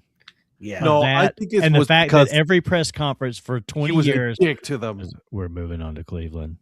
Like he never gave them anything, and the thing is, everybody talks about how outside of his press conferences, he was a great conversation and a fun guy, and you never saw that. And I think they're holding that against him, along with the. I was gonna say we're holding press conferences that weren't great against him. But not his on field, he wasn't on the field. But I think it's a combination of all of that. It's a combination of the whole thing. Yeah, I mean, I think he should have been first ballot. Good question. I don't know. Are the NFL Hall of Fame voters all just media, like the baseball writers for MLB, or is it others? I honestly don't know. You guys heard me saying, I don't know if it was last show or the show before, like if it was last week, but these people feel very, in my opinion, I feel like very self-important, and it's like the way that they vote, they think a lot more of themselves than they really should. Yeah, Phil. Shocker, yeah. I know, Phil, but I'm gonna blame the MLB ones. I think they're more pendejos than the NFL. I don't agree. Ken Griffey should have been unanimous Hall of Fame, and then he was 3 short. What other names can we use besides on that one? Pendejo. Yeah. What else? I don't know these words. Oh, pendejo's a good one. That's a good one. You can say cabrones. That's a good one. It's okay. It's in Spanish, so you guys can say it. It's all right. Half the people don't understand what I'm saying.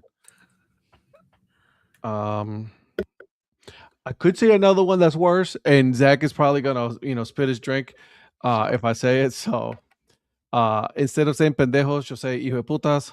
That's a good one. That's a strong one.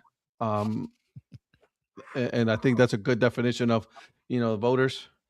What do you think, Zach? I think that's a good one. I know what you said. Eric is like, what did you say? No idea. You don't know? Mm-mm. Me neither. I don't speak Spanish, so sorry. Oh, you guys are the half. Phil. And Lynn, I like that one. But dickwit. Oh my god, I love this.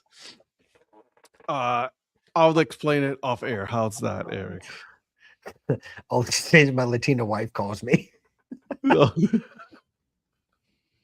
Yeah, so there's a writer from each NFL city, which is 2 New York, 2 LA, obviously.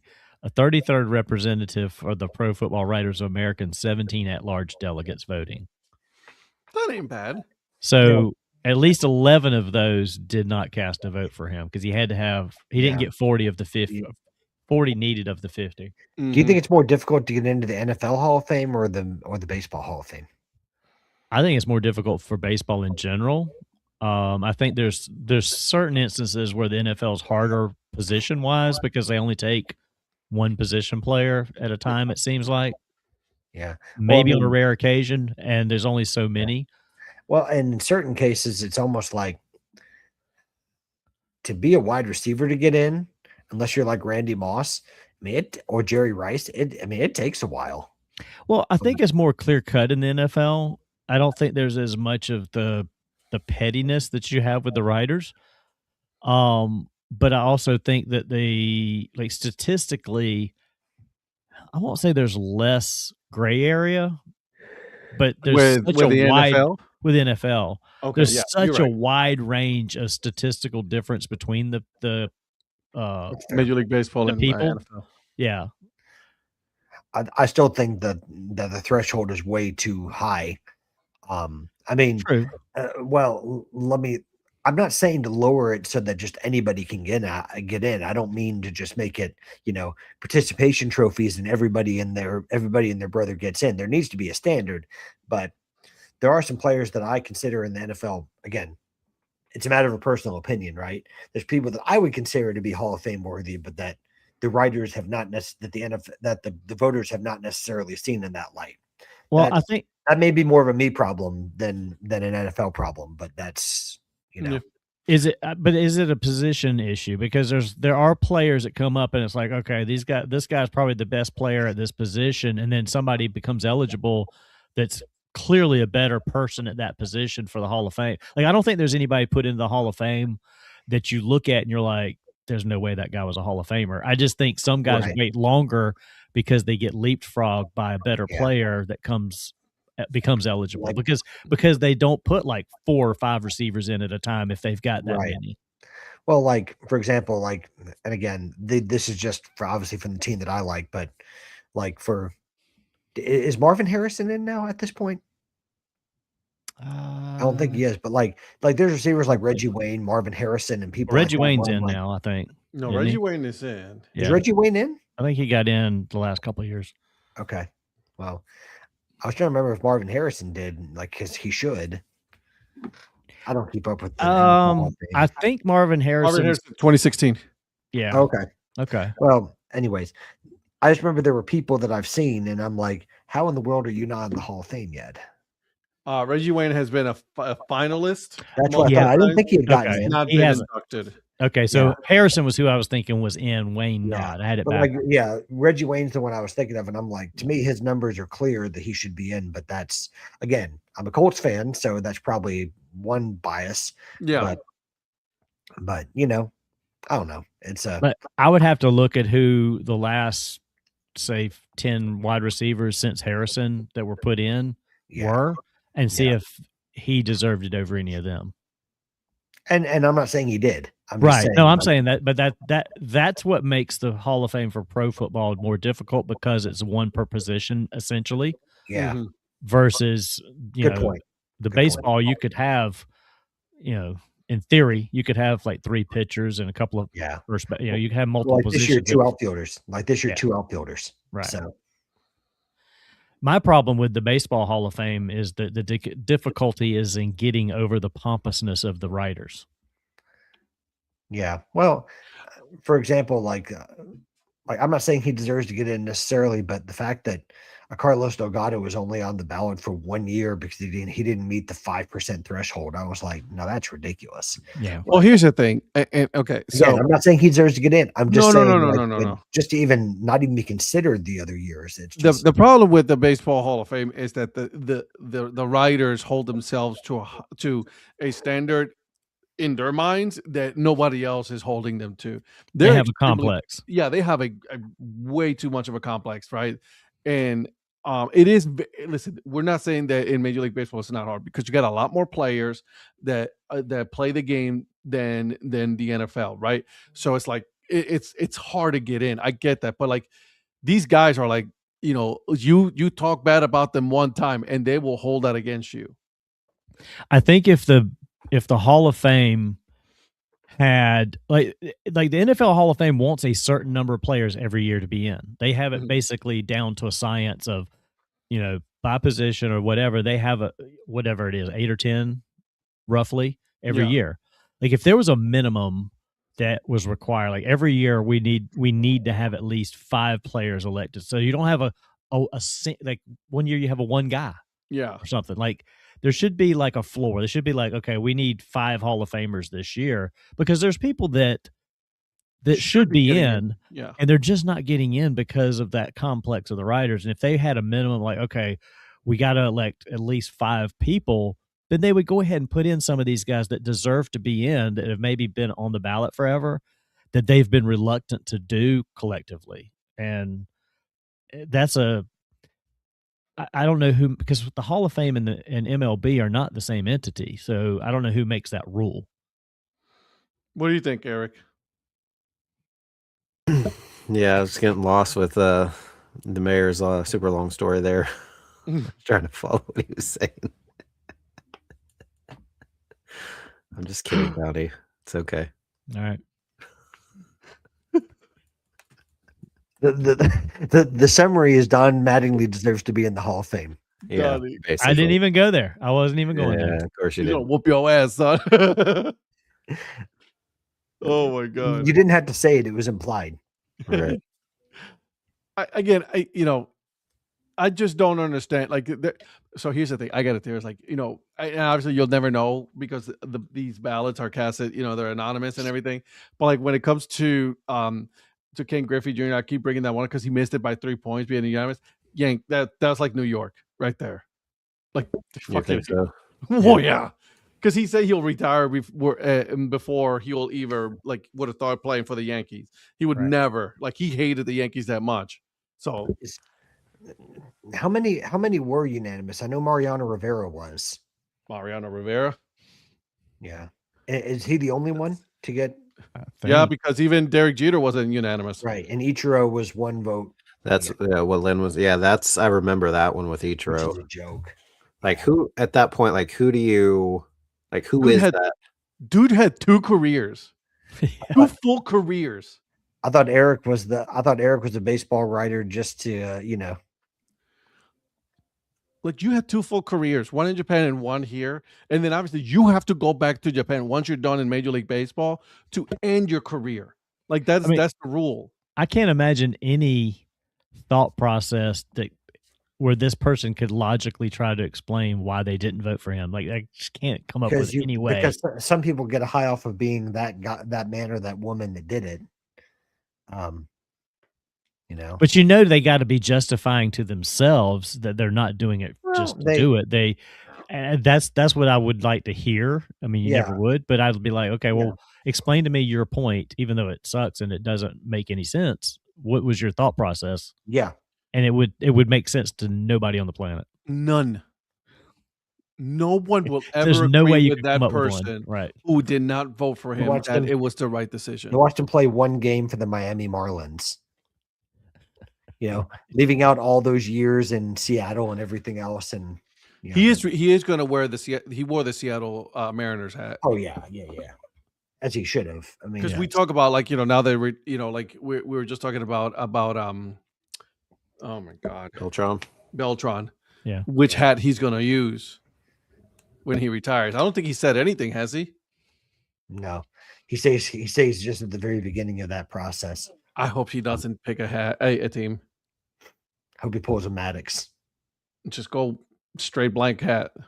That'd be amazing. Yeah. Well, because I mean, his All-Star years were with the Mets, but he also had a long career with the Royals. I was going to say, I'm not saying this because Eric's on here, but I really do think that those formative years in the Royals set him up for all that.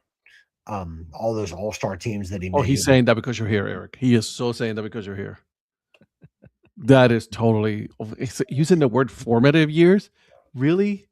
That is because he's there. You're here. He's trying to impress me. Yeah. Using big words. Did it work? No, of course not. Okay.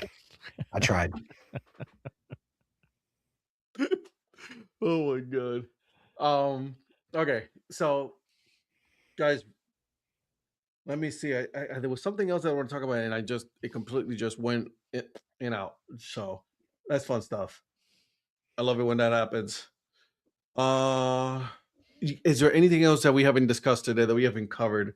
Obviously, we're not going to pick any winners or losers for any for the Super Bowl because obviously we still got a while to go for that. And so there's no point on any of that to be discussed at this point.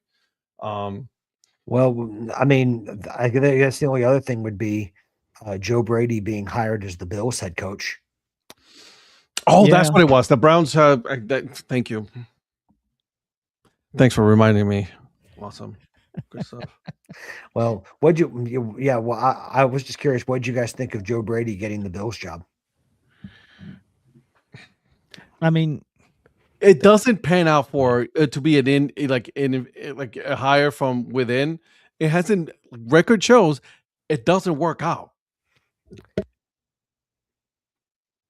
Does that put him under more pressure? Like, I would think that he's probably got the most pressure of any new coach because of the fact that you are an extension of McDermott, and now you're you're going to be expected to win those games that he couldn't. Well, how's it any different? Because he was the one calling the plays anyway. But he wasn't the head coach. I'm not saying I agree. I'm just saying I'm thinking that's what Pegula, wanted. And I was a little surprised that they picked him because he's been talked about for years. Ever since he left LSU, he's been talked about for a potential head coaching job. Yep. And he never seemed to be even close. Well, because he went to Carolina from LSU, right? Yeah. And he spent 1 year there with Matt Rule. No, was it Rule? No, it was when Frank Reich came in there. Ron Rivera. Okay. No, he came over there with Frank Reich, and then when that imploded, he went to Buffalo. So, and here's a question for you: Who gets the head coach position first? Our new head coach, Browns or Raiders? Raiders. Really, I don't know who's even. Has anybody even interviewed with him? I don't think anybody wants that job. Brian Daboll. I thought he was going to be offensive coordinator. He's already got the OC job. Contingent. Well, no, it's contingent. It's contingent on him not getting another one. Job. Contingent. Jesus. That's from McDaniel too. They're like, we've hired Chargers as offensive coordinator, and then it's like, well, and then like it's official. I'm like, we thought that was like a week ago. Yeah, we already knew that. So like, I mean, what changed in a week? They reported today that it's contingent on him not getting the Raiders job. I think that Davis Webb is going to get the Raiders job personally. Where's Brian Flores going? Is he going to Arizona? I was just about to ask you what's happened with Brian Flores. With Cleveland, nothing. He didn't want the job. I thought isn't he going back to Minnesota? Well, did you guys see where Mike Pettin, who former was that Green Bay's former coach Mike Pettin? No, sorry, Browns, the former Browns head coach Mike Pettin. Pettin was with us. Yeah. Head coach of the Browns. Well, did you hear what he said about Brian Flores, or what he didn't say? No. What? He was, because he was obviously coaching with him in Minnesota this past year, and he said, the less I say, the better. He's going to take the high road. So he made it seem like he was not a fan of Brian Flores, which was interesting. I mean, he didn't say anything negative about him, but his caution and talking about him made people think. Brian Flores has been a defensive coordinator. Am I correct on that? Yeah. I think that defense has been pretty damn good.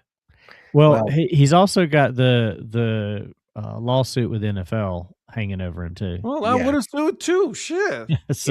Absolutely. Well, but there's some owners that are like, we're not going to deal with that. If anything, the Raiders should have hired him because they're like they always go against the grain. They even go against the NFL. Man, I would have hired him in a heartbeat. He would have been a good hire with the Las Vegas Raiders.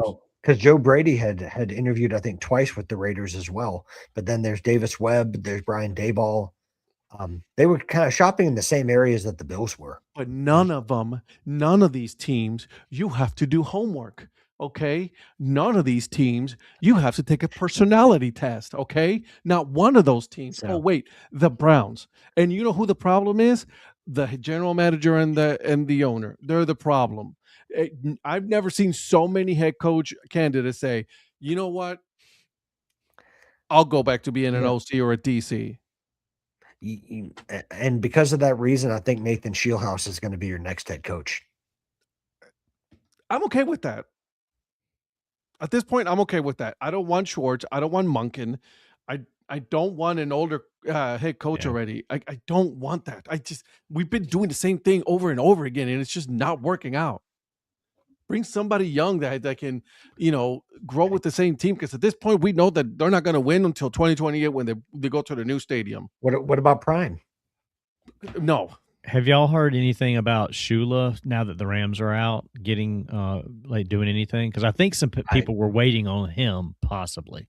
With that defense, I don't know why you'd want him. True, but I mean his name was tossed around, but it was everybody was waiting till the Rams were out of it. Yeah. I think both he and I haven't heard anything in the last 2 days either. So yeah, well, I think both he and Shieldhouse were two names along with Kubiak, which obviously I think Kubiak has, because of his success and the Seahawks success, has cost himself a job, because I don't think anyone's going to wait to hire him at this point. But he might be set up for a good job next year, because there's going to be jobs that open up. There is a window for the assistants of the Super Bowl teams to interview. I thought now they couldn't hire him until after the Super Bowl. They could interview him though. They can interview them. They can interview them. They can't hire them, but they could interview them and make a decision that has to be announced after the Super Bowl. Well, anyways, so they haven't been able to interview them before now either. Yeah. Well, we want to. Who knows? Great conversation, boys and girls. This is great. We're going to table this for Thursday, okay? Because we got more to come. Before we go, Eric, what you got going on? Johnny and I tomorrow on the Earn Fun Average podcast head back up to Canada, go into a league that we haven't talked about for quite some time. We have Trevor Curl. He is the broadcaster for the Winnipeg Goldeyes of the American Association. So doing a little Goldeyes baseball tomorrow. I love it. Canada's favorite podcast. Oh, Canada, eh? Okay, Mr. Prospector. This week, we're still in the Perfect Game Collegiate Baseball League, and we're still in New York. We're going to be talking about the Auburn Double Days. So I like the Double Days. Little fact I left out of the video, but I would say it here, so people who are watching, is that Abner the team's named after Abner Doubleday, but he's an Auburn native, so that's the claim to fame for him. He was a Civil War general, but he was also a native of Auburn, New York. So, and did not invent baseball. Well, yeah, I mean, yeah, that's the story that's told, right? So, but the name of the team. So, for the rest of it, though, you need to watch. Yeah, hopefully you'll enjoy the video, and comes out tomorrow. All right, Mr. Mayor, anything? Nothing this week, except Sunday going to a Checkers game. Rhonda and I are heading up to Charlotte for that on Sunday afternoon for Chubby's birthday, actually. Mascot birthday. I like it. He said that, didn't he? I did. Okay. It just happens to be the game that's Chubby's birthday. No. Yep. You're right. As far as Dad Hat Chronicles podcast, we finished the conversation with Kevin, the merchandise and operations manager for the Columbia Fireflies. Also, my good friend and fellow podcaster, Kelly Baseball, I call him Kelly Baseball, of the Minor League Nerd, is giving us some history on the city of Columbia in baseball. So make sure you guys check that out. It was a really good one. And so, guys, thank you so much. Make sure you guys will tune in on Thursday at 8 p.m. Eastern time. We'll be here. Chevy Checker. And then we will be discussing a little bit more, some little baseball news, some NFL news. We'll talk about a couple other things. But until then, guys, we will see you guys on Thursday at 8 p.m. Have a good night, guys.